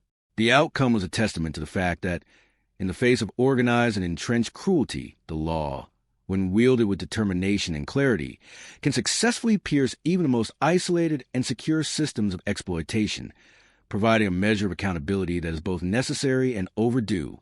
The conclusion of the trial in Hillsdale County was far more than a simple entry in a legal ledger. It was profound, final acknowledgement of a life stolen and a truth long denied. For the family of Shannon Moore, the decades of uncertainty, the suspicion that festered in the quiet moments of their bereavement, and the persistent, unyielding advocacy required to force a proper investigation, culminated in a moment of cold, sober resolution. They had witnessed the systematic dismantling of a man who had built his life on the wreckage of their daughter's promise. They saw him not as a polished, articulate suitor who had appeared at their doorstep in 1979, but as a hollow, desperate figure whose entire existence had been a long, calculated act of deception. The verdict of first-degree murder did not bring Shannon back, nor did it reverse the profound, hollow ache left by her absence, but it did provide a definitive, institutional record that her death was not an accident. It asserted that her life had been taken with intent, for greed, and by a hand that she had been encouraged to trust. This restoration of the truth is perhaps the most significant function of a judicial system that has been pushed to its absolute limits. It provides the survivors with a space to anchor their grief, no longer adrift in the murky waters of doubt. In the years following his incarceration, David Davis became a permanent fixture within the gray, sterile confines of the correctional system. His life, which had been characterized by a frantic, nomadic quest for evasion and an obsession with the illusion of status, was reduced to the repetitive, monitored rhythms of prison life. There were no more exotic landscapes, no more carefully constructed aliases, and no more opportunities to manipulate the vulnerabilities of others. He was stripped of the very things he valued most: his mobility, his public persona, and the ability to control his own narrative. The prison environment is an equalizer of sorts, a place where the elaborate theatricality of fraudster's life is entirely irrelevant to the daily reality of confinement. It is a slow, grinding existence that forces the inmate into a state of reflection, whether they desire it or not. For someone like Davis, whose path was paved with a conscious decision to prioritize his own financial survival over the life of another, this period of forced stillness must have been a crucible. Every day in prison was a testament to the failure of his ultimate gamble. He had bet everything on the idea that he could disappear, that he could outrun his own history, and that the world was too large and too indifferent to catch him. He had lost that bet in the most comprehensive and total way possible. The narrative of David Davis and Shannon Moore stands as a haunting, cautionary case study in the dynamics of predatory behavior.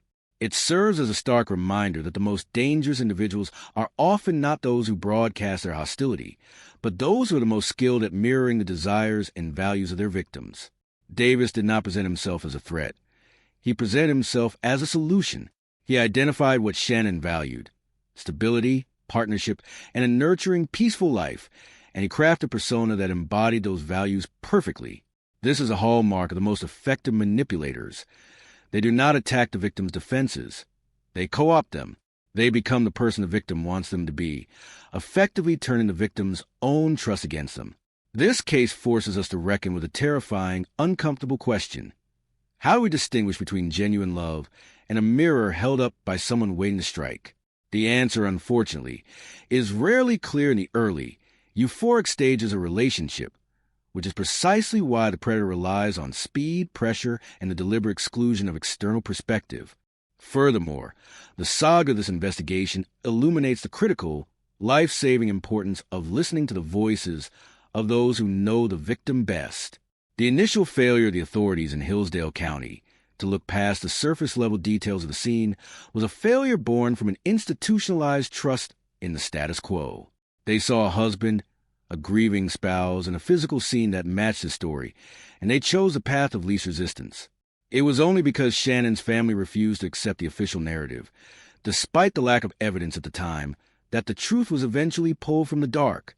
Their persistence serves as a powerful example of the role that family and friends play as the primary guardians of a victim's memory. They are the ones who can identify the subtle inconsistencies, the behavioral shifts, and the fundamental wrongness that investigators might miss. Their advocacy transformed a forgotten file into a national priority, demonstrating that when it comes to the pursuit of justice, institutional resources are often less vital than the unwavering commitment of those who love the victim. The medical element of the crime, the use of succinylcholine, adds a layer of horror that continues to resonate in the annals of forensic science. The choice of such a precise clinical and rapid-acting agent speaks to the cold-blooded, detached nature of the killer. It was a method designed to minimize his own exertion, to ensure the victim's compliance through chemical paralysis, and to leave behind a scene that appeared tragic rather than violent. It was an act of science used for the purpose of slaughter. The fact that the forensic team was able to identify this, even after the initial burial, is a triumph of modern investigative methodology. It proves that there is no such thing as a perfect crime. There is only a crime that has not yet been subjected to the correct, persistent level of scientific inquiry. The earth, the tissues, the chemical signatures, they all carry the history of what has occurred, waiting for the right experts to decode the story they contain. In the end, David Davis met the conclusion of his life on the 9th of November, 2014, in the medical facilities of the prison where he had spent the final decades of his existence. He passed away in a place far removed from the wide, open spaces of the Michigan farms he pretended to own, far from the tropical shores of American Samoa where he had sought sanctuary, and far from the life he had so callously extinguished. His death passed with little fanfare, a quiet, inevitable end to a life that had caused such profound, lasting ripples of pain. He left behind no legacy other than the horror of his actions and the enduring strength of the woman he had murdered.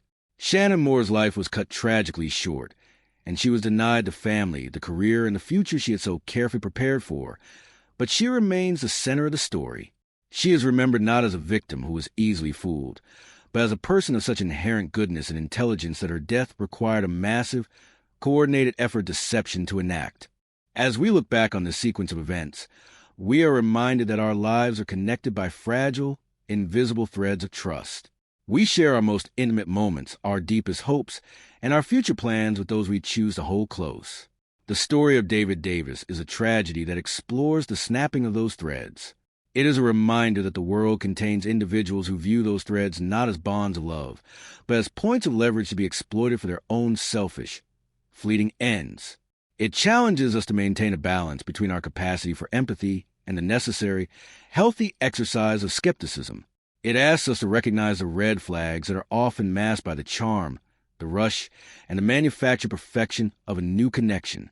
The legacy of this case lives on in the forensic advancements it helped inspire and an increased awareness of the dangers of manipulative, predatory relationships.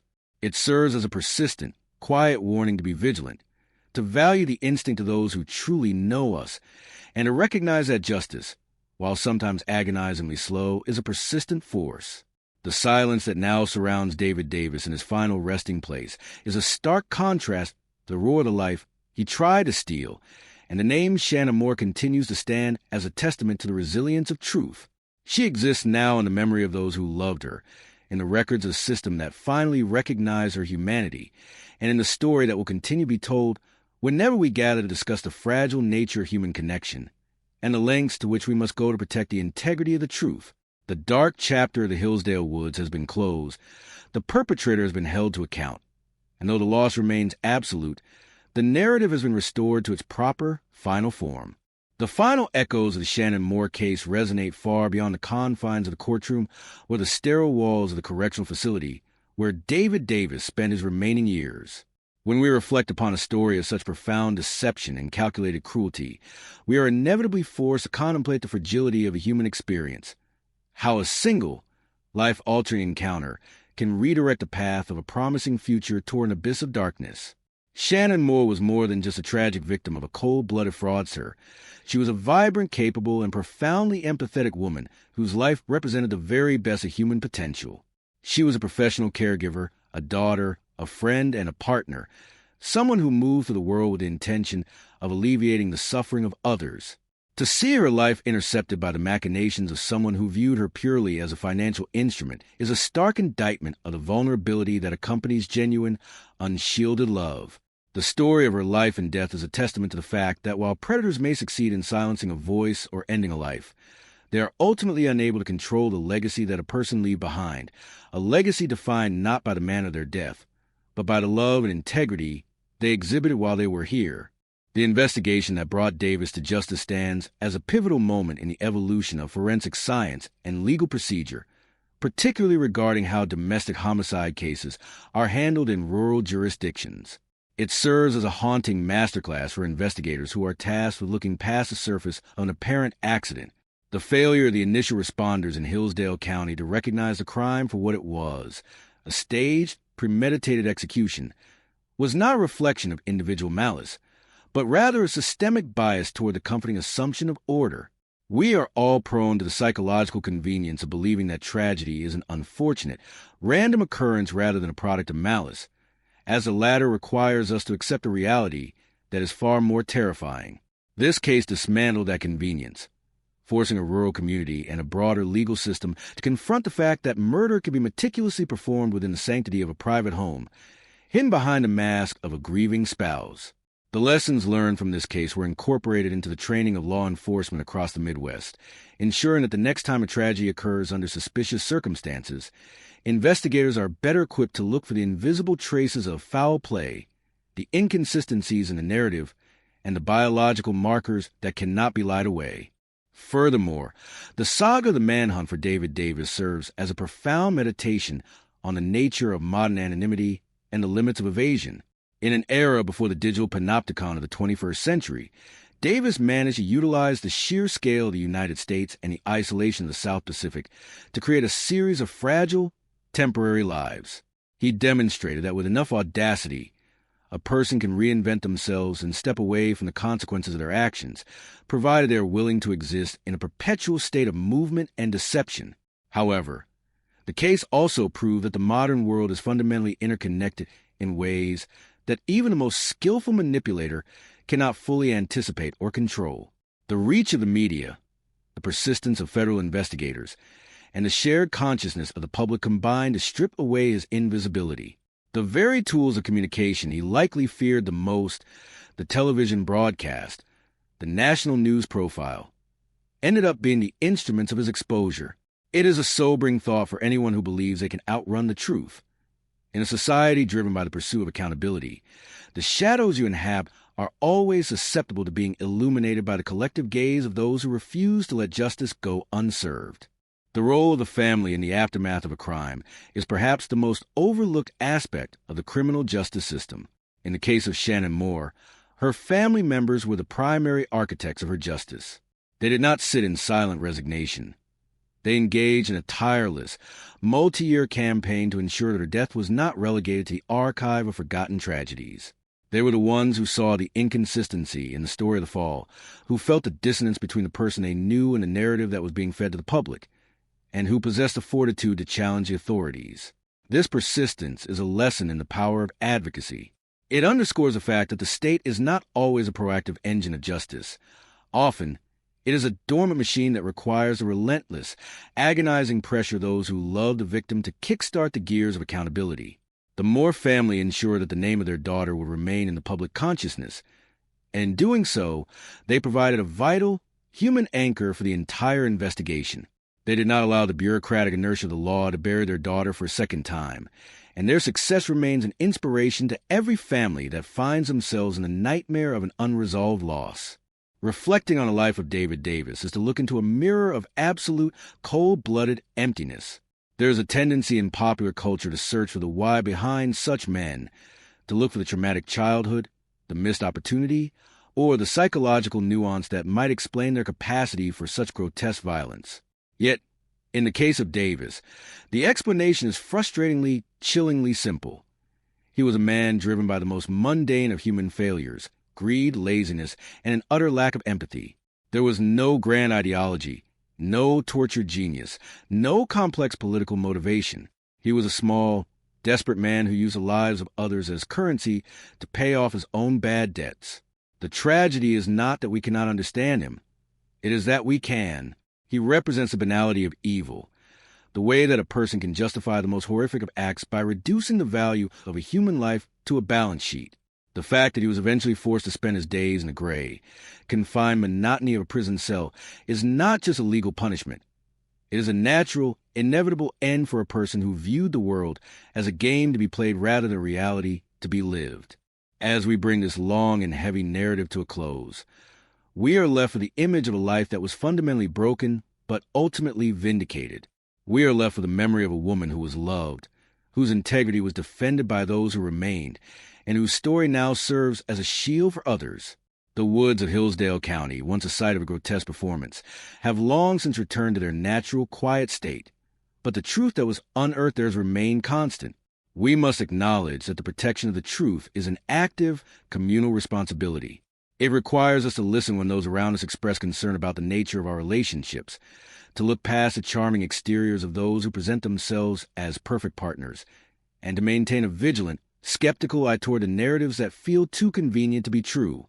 The life of Shannon Moore was a beautiful, necessary light, and although the hand that reached out to extinguish it was ultimately restrained, the light itself, the memory of her compassion, her dedication, and the love she inspired, persists as a reminder that even in the face of the darkest, most calculated betrayals, the truth has a way of finding its way to the surface.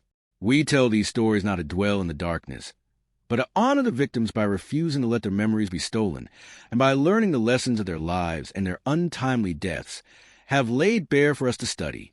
In this, the final resolution of the Shannon Moore case, we find not a sense of closure, for the loss is too great for such a word, but a sense of peace that comes from knowing that the story has been told correctly, the perpetrator has been accounted for, and the memory of a good person has been preserved against the eroding tides of time and deception. The work of memory is the final, essential act of justice, and it is a task we must all continue to participate in, ensuring that the humanity of those we have lost remains the central, defining feature of the story, forever eclipsing the darkness that briefly surrounded them. The final echoes of this narrative do not merely resonate in the corridors of legal history or the sterile annals of forensic science. They linger in the very nature of human connection and the ongoing evolution of how we perceive truth in an age of increasingly blurred realities. When we strip away the machinery of the investigation, the procedural mechanics of the trial, and the logistical complexities of the international manhunt, we are left with a fundamental, existential question regarding the vulnerability of our own perceptions. How are we to navigate a world where the most intimate and trusting bonds can be utilized as vectors for the most extreme forms of betrayal?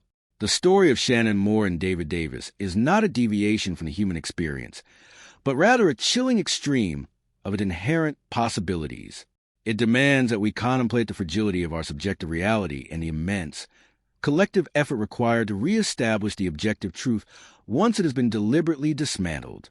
The persistence of the family, the dedication of the investigators who refuse to be deterred by initial failures, and a commitment of the media to broadcasting the reality of the crime all underscore the vital importance of communal vigilance in protecting the integrity of our lives and the memory of those who have been wronged.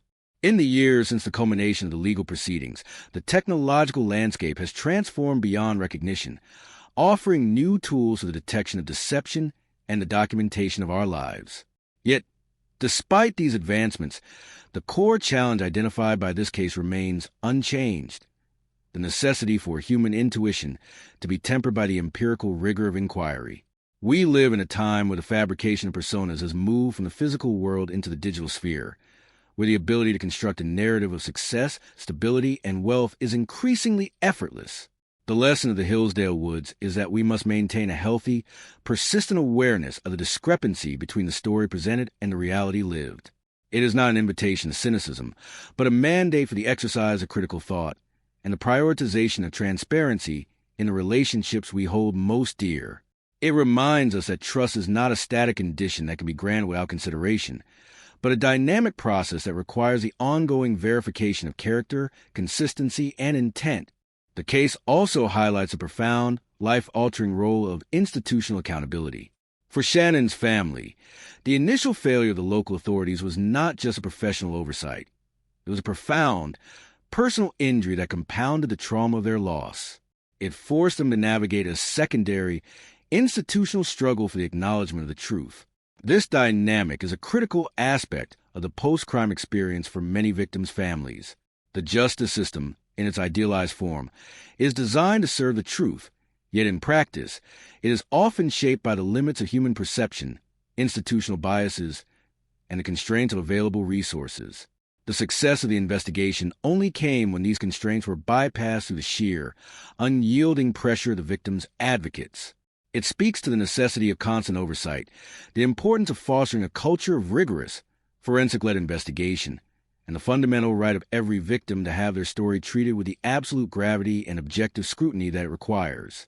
We must also consider the lingering impact on the communities that are forced to host the aftermath of such atrocities. Whether it's the quiet, rural expanses of Hillsdale County or the vibrant, insular culture of American Samoa, the presence of a predator who has successfully integrated into the fabric of daily life leaves a lasting mark of skepticism and unease. The realization that a neighbor, a friend, or a partner could be hiding a history of lethal violence challenges the assumption of communal safety. It necessitates a shift in how we relate to the strangers among us, fostering a more cautious, deliberate approach to the formation of new bonds within our social circles. This is not to say that the spirit of community is inherently diminished by the presence of such dark elements, but rather that it is matured by the acknowledgement of potential for shadow. It is an understanding that safety is not a guaranteed state provided by the environment, but collective effort to remain informed, connected, and watchful of the welfare of those around us. The legacy of the victim, Shannon Moore, remains the central, defining focus of this reflection. She is remembered as a woman whose life was not defined by the circumstances of her death, but by the qualities of her character, her dedication as a nurse, her capacity for compassion, and her inherent, vibrant humanity. By keeping her story alive, we engage in a necessary public act of resistance against the erasure that the murderer attempted to initiate. We affirm that her existence was of singular importance, that her voice, though stolen, still matters, and that the story of her life and death serves as an enduring foundation for protection of others. It is a way of ensuring that the horror of the crime does not eclipse the dignity of the person, that we honor the memory of the individual while learning the painful lessons that the investigation into their demise has provided. This is the ultimate, respectful way in which we can engage with the history of the case, as a tribute, a lesson, and a persistent reminder of our collective responsibility to truth. Furthermore, we must look to the future with a renewed commitment to the principles that guided the resolution of this investigation. The pursuit of justice is not a singular event that concludes with a verdict. It is an ongoing, evolving commitment to the restoration of the truth. It requires us to support the systems that allow for such truth-seeking, to advocate for forensic and investigative resources that ensure the integrity of the process, and to remain steadfast in the defense of those who cannot speak for themselves. The story of the Hillsdale Woods is a profound, sobering reminder of the depths to which the human capacity for deception can reach, but it is equally a story of the indomitable nature of the truth. It suggests that even in the face of the most sophisticated, calculated, and determined attempts to subvert reality, the truth remains an inherent, resilient force that will eventually surface, given enough time, enough focus, and enough committed people to look for it. As we move forward, let us carry the lessons of this case with a sense of perspective and resolve. Let us appreciate the fragile, beautiful threads of trust that weave our lives together, while remaining clear-eyed about the necessity of protecting them. Let us honor the memory of Shannon Moore by continuing to value the truth, to advocate for justice, and to foster the kind of vigilance that ensures that no individual can be so easily discarded or forgotten. The narrative has been fully told. The facts have been meticulously assembled, and the perpetrator has been consigned to the history of his own making. What remains, and what is most vital, is our collective commitment to the values of clarity, integrity, and the enduring sanctity of the individual life. In the quiet, ongoing process of remembrance, we ensure that the lessons learned from the life and death of Shannon Moore continue to resonate, providing a guiding light that helps us navigate the complexities of our shared, often unpredictable, and ultimately precious human experience. The journey through the shadows of the past has led us to this clear, final vantage point, where we can stand with the certainty that the truth has been served, the victim has been remembered, and the darkness, for all its calculated attempt to prevail, has been definitively and permanently cast aside by the enduring, radiant persistence of the truth. The conclusion of this exhaustive exploration into the life, death, and delayed justice of Shannon Moore brings us to a final contemplative vantage point. When we strip away the morbid fascination with the mechanics of the crime, the chemical paralysis, the staged blunt force trauma, the international flight, we are left with fundamental human inquiry. What does it mean to witness the slow, agonizing, yet ultimately successful reclamation of truth in the hands of someone who spent their entire life trying to destroy it? The story of David Davis is, in its essence, a story of the failure of the individual to outrun the collective moral gravity of their actions. Every alias he adopted, every mile he traveled, and every life he touched in the islands of the South Pacific was an attempt to construct a world where his past did not exist. Yet, this entire architecture of deception was fundamentally built on sand. It possessed no resilience, no internal logic, and no capacity to survive the scrutiny of an institution that was finally, after years of inertia, committed to pursue the reality that lay buried in the Michigan woods. In the decades since the verdict, the legal and social landscape has undergone a profound shift, one that prioritizes the voice of the victim and the rigor of the investigation over the convenience of the initial narrative. We see this in increased transparency of law enforcement agencies, the integration of multi-jurisdictional databases, and the public's heightened awareness of the warning signs associated with coercive, manipulative behavior. The case of Shannon Moore acts as a historical marker for this evolution, a point in time where the old way of doing things, accepting the word of a charismatic suspect, ignoring persistent questions of a grieving family, and failing to utilize the full extent of forensic technology, was decisively challenged. The legacy of Shannon Moore is not merely the tragic loss of a nurse. It is a precedent set by her case, which has undoubtedly prevented subsequent tragedies by ensuring that investigators are more skeptical, more thorough, and more responsive to the input of those who have the most intimate knowledge of the victim. Consider the psychological toll on the survivors, the family members who spent years in a state of suspended grief, unable to move forward because the truth of their daughter's death remained contested by the very man who caused it. To have someone tell you, year after year, that the death of your loved one was a simple accident, a quirk of fate, when your intuition screams that it was a cold-blooded murder, is a form of secondary victimization that is difficult to quantify. When justice finally arrived in that Michigan courtroom, it was not merely a legal event. It was a psychological release. It validated the family's pain and replaced the uncertainty of what if with the grim, certain clarity of this is what happened. This validation is a true, quiet gift of the judicial process when it works as intended.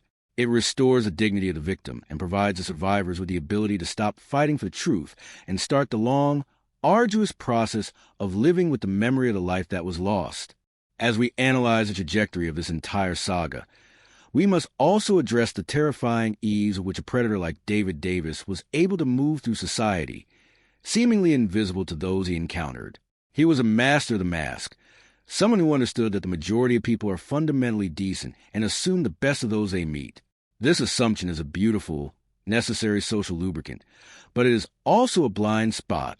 The case of David Davis reminds us that the ability to articulate, to present oneself as affluent, and to be consistently attentive is not a substitute for a verified history. In a world where we are increasingly connected through digital mediums, the ability to perform an identity has become a dangerous tool for those who wish to hide their pasts. This story serves as a reminder to maintain a healthy skepticism, to prioritize the verification of one's background over the aesthetic of one's presentation, and to always, without exception, listen to the warning bells that sound when someone's life feels too curated, too rapid, and too perfectly positioned to meet our specific desires. The role of the media in this case cannot be overstated, particularly in how it served as an unintended bridge between the criminal sanctuary and the arm of the law. While today we view the era of 1987 as a time of limited information, it was, in fact, the dawn of the age of the public investigator. The success of the Unsolved Mysteries segment was a precursor to the modern, hyperconnected era where every citizen has access to the tools of surveillance and detection. It demonstrated that when a story is told with precision, clarity, and empathy, it becomes a powerful, civic-minded tool for accountability. The witness who recognized Davis in American Samoa did not act out of a sense of police duty. They acted out of a fundamental, human response to the injustice presented on the screen. They realized that their silence would be a complicity, and their recognition became the catalyst for the entire investigative collapse of Davis's new life. This shows that the pursuit of truth is not just a job of the police. It is a communal responsibility that relies on the moral courage of the everyday citizen. There is also a profound, enduring lesson in the stillness of the woods in Hillsdale County. Nature has a way of absorbing the violence of humanity, of growing over the scenes of our darkest moments until they become indistinguishable from the landscape. The rock that was used to stage the accident has likely been swallowed by the undergrowth, and the trail where they rode has probably faded into the forest floor. But the biological truth of what happened, the trace of the succinylcholine in Shannon's system, the evidence recovered during the exhumation, remains an indelible mark on the historical record. The earth, which Davis hoped would hide his crime, ended up being the very medium that preserved the evidence of his depravity. This is the ultimate irony of the premeditated crime. The killer assumes they're the architect of the scene, but in reality, they are merely a temporary participant in a landscape that has a much longer, much more accurate memory than they ever will. In the final assessment, we are left with a narrative that is heavy with the weight of the loss, yet fortified by the tenacity of the human spirit. Shannon Moore was a woman who dedicated her life to the healing of others, and in a tragic twist, her own death became a catalyst for a different kind of healing, the kind that occurs when the truth is revealed and accountability is demanded. She remains a symbol of the vulnerability that we all face when we dare to love, but also the strength that resides in the communities that refuse to abandon the memory of those who have been wronged. Her life, although cruelly interrupted, has left an imprint on the history of criminal justice that ensures her name will not be forgotten. She was the light that illuminated the shadows of a predatory man, forcing him into the cold, clinical reality of his own making, and ensuring that the story of his life would forever be a record of his failure to destroy the dignity of his victim. As the years continue to lengthen, the specific details of the 1980s, the technology, the media, the legal standards will continue to recede into history, but the core of the Shannon Moore case will remain relevant. It is a story that speaks to the fundamental tension between the deceptive individual and the collective desire for justice. It reminds us that no matter how far we run, no matter how many lives we construct, and no matter how long we manage to stay in the shadows, the truth possesses an inherent, persistent power to emerge. For David Davis, that truth arrived in the form of a knock on the door in Pago Pago and ended in the isolation of a prison hospital. For the rest of us, it serves as a permanent, cautionary instruction on the necessity of vigilance, the value of persistence, and the immutable importance of telling the truth, especially when it is most difficult to do so. The legacy of this case is not the crime, but the refusal to accept it as the final word. Shannon Moore's story is the final, essential word, a testament to the fact that justice, when nurtured by the persistence of those who love, is a force that will eventually find its way home, no matter how far it has been led astray. The legacy of Shannon Moore and the pursuit of justice that followed her untimely death in the summer of 1980 constitutes a profound, enduring meditation on the nature of truth, the tenacity of memory, and the intricate, often fragile mechanisms of the legal system. As we draw the final curtains on this decade-long odyssey of investigation, apprehension, and conviction, we are forced to reconcile with the chilling reality that the most significant events in our collective history are often those that occur in profound, agonizing silence between a tragedy and its eventual revelation.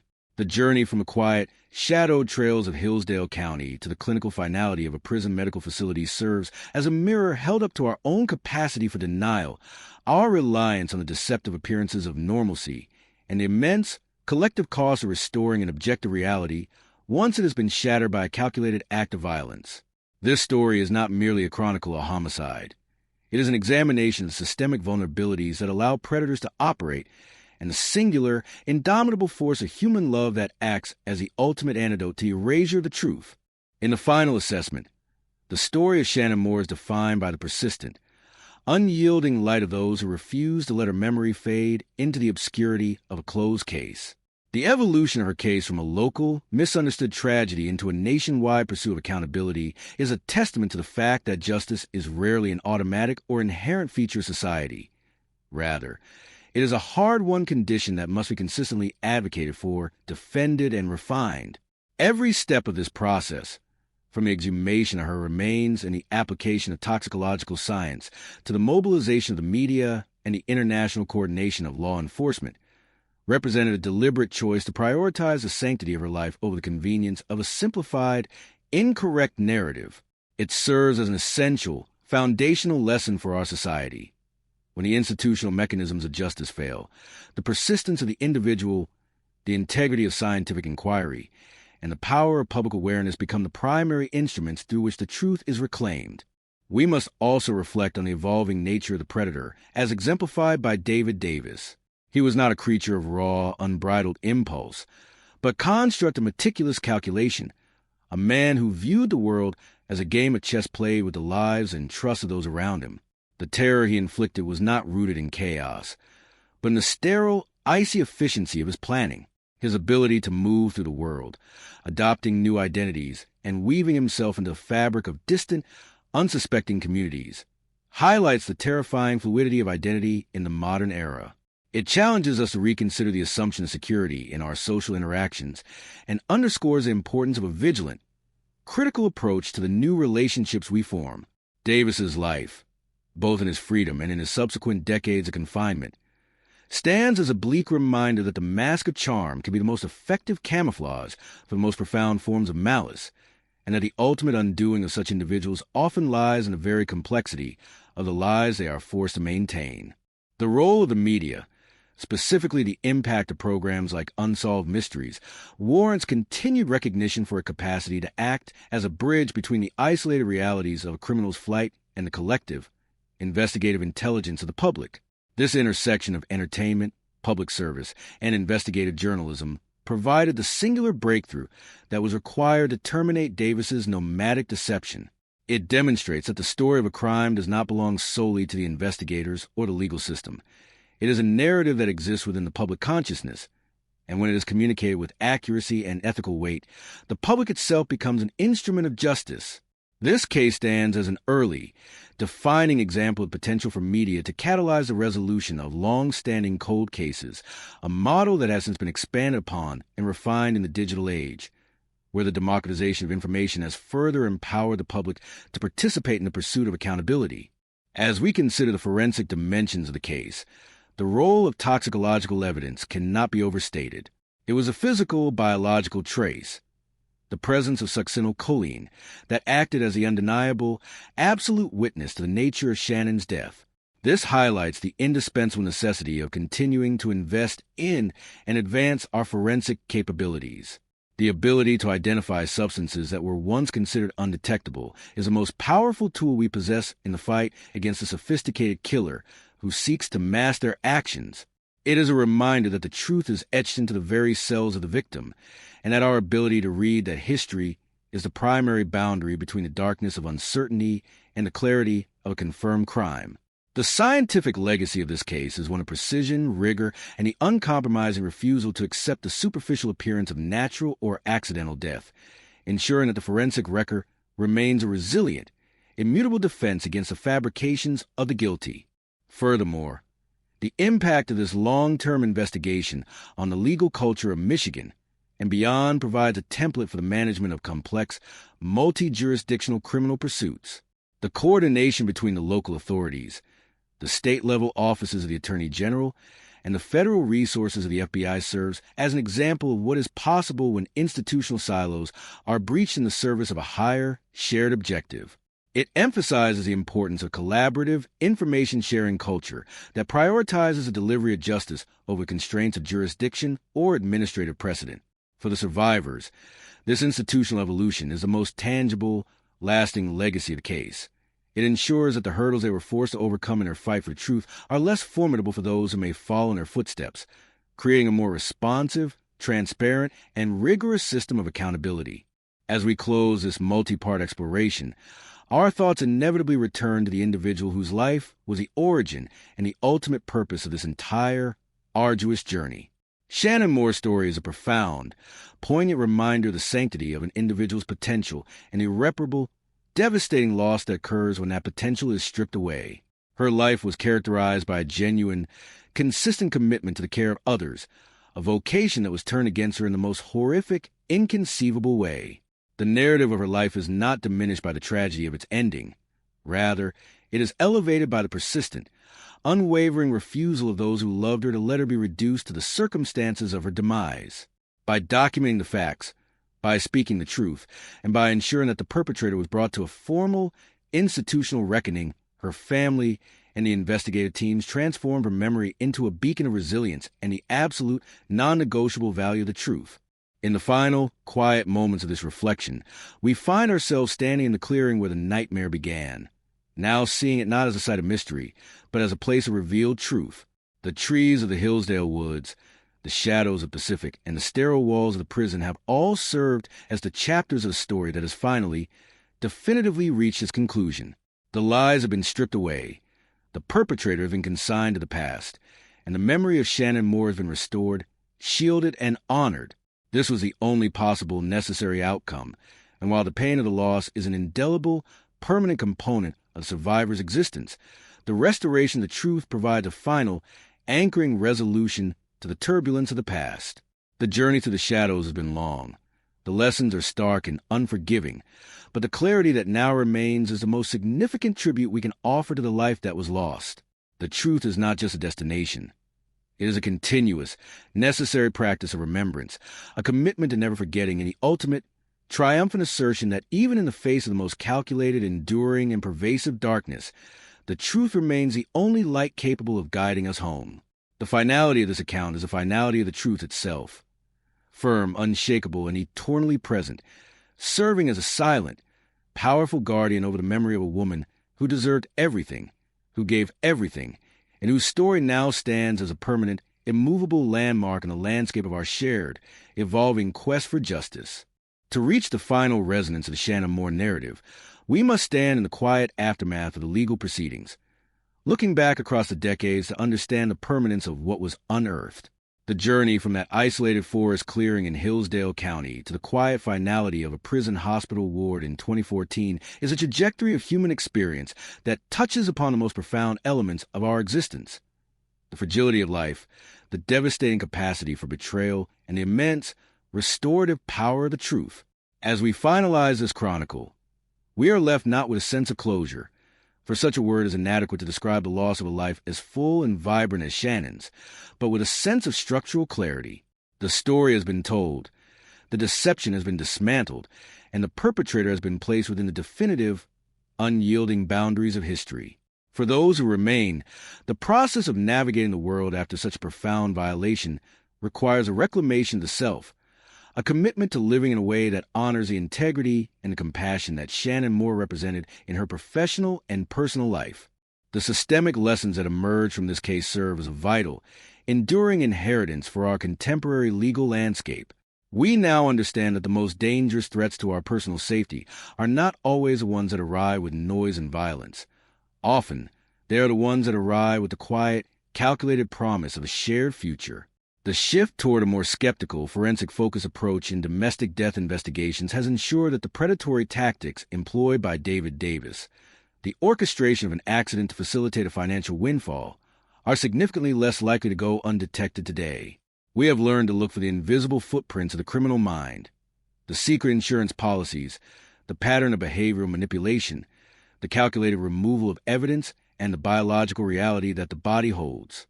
This transformation in institutional methodology is perhaps the most tangible, lasting monument to Shannon Moore's memory. It ensures that her death was not a silent, forgotten tragedy, but a catalyst for the permanent refinement of how society identifies and pursues those who believe they can treat human life as an expendable commodity. Furthermore, we must reflect on the concept of the perfect crime, that seductive, dangerous fantasy that has driven the actions of sociopathic individuals throughout the history of human conflict. Davis believed with an arrogant, absolute certainty that he had achieved this feat. He believed he had selected the perfect victim, the perfect location, the perfect method, and the perfect escape route.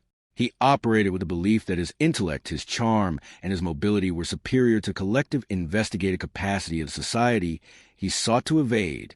Yet, he fundamentally underestimated the one factor that the predator can never truly control, the inherent, persistent nature of the truth. Truth is not an abstract concept. It is an active, structural force that exists independently of our attempts to hide it.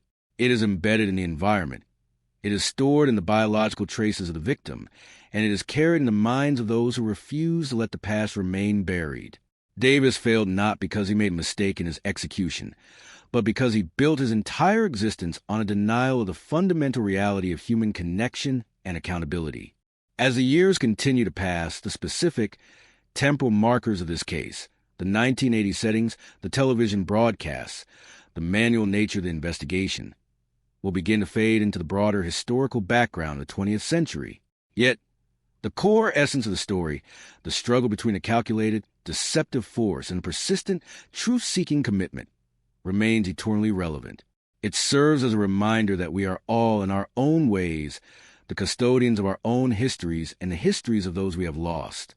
We have a responsibility to witness the realities of the world, even when those realities are painful, and to maintain the integrity of our own connections by staying alert to the subtle, discordant notes that often signal the presence of a predator. The story of Shannon Moore is, ultimately, a call to consciousness. It asks us to recognize the value of our own lives and the lives of those we hold close, and to protect that value with a vigilant, informed, and compassionate commitment to the truth. The final resting place of David Davis, in the sterile, monitored environment of a correctional medical facility, stands in stark, final contrast to the wide-open possibilities of the life he tried to steal. He ended his life in a space that defined his failure. There were no more performances, no more identities to adopt, and no more horizons to chase. His existence was reduced to the bare, unadorned reality of a convicted murderer whose capacity for destruction had been decisively neutralized. In this ending, we see the absolute symmetry of the judicial process. The man who attempted to reduce a life to a balance sheet was ultimately reduced to a life of absolute, monitored insignificance. It is the only fitting conclusion for someone whose entire life was a violation of the basic, shared agreements that allow us to live together as society. He lost his freedom. He lost his autonomy.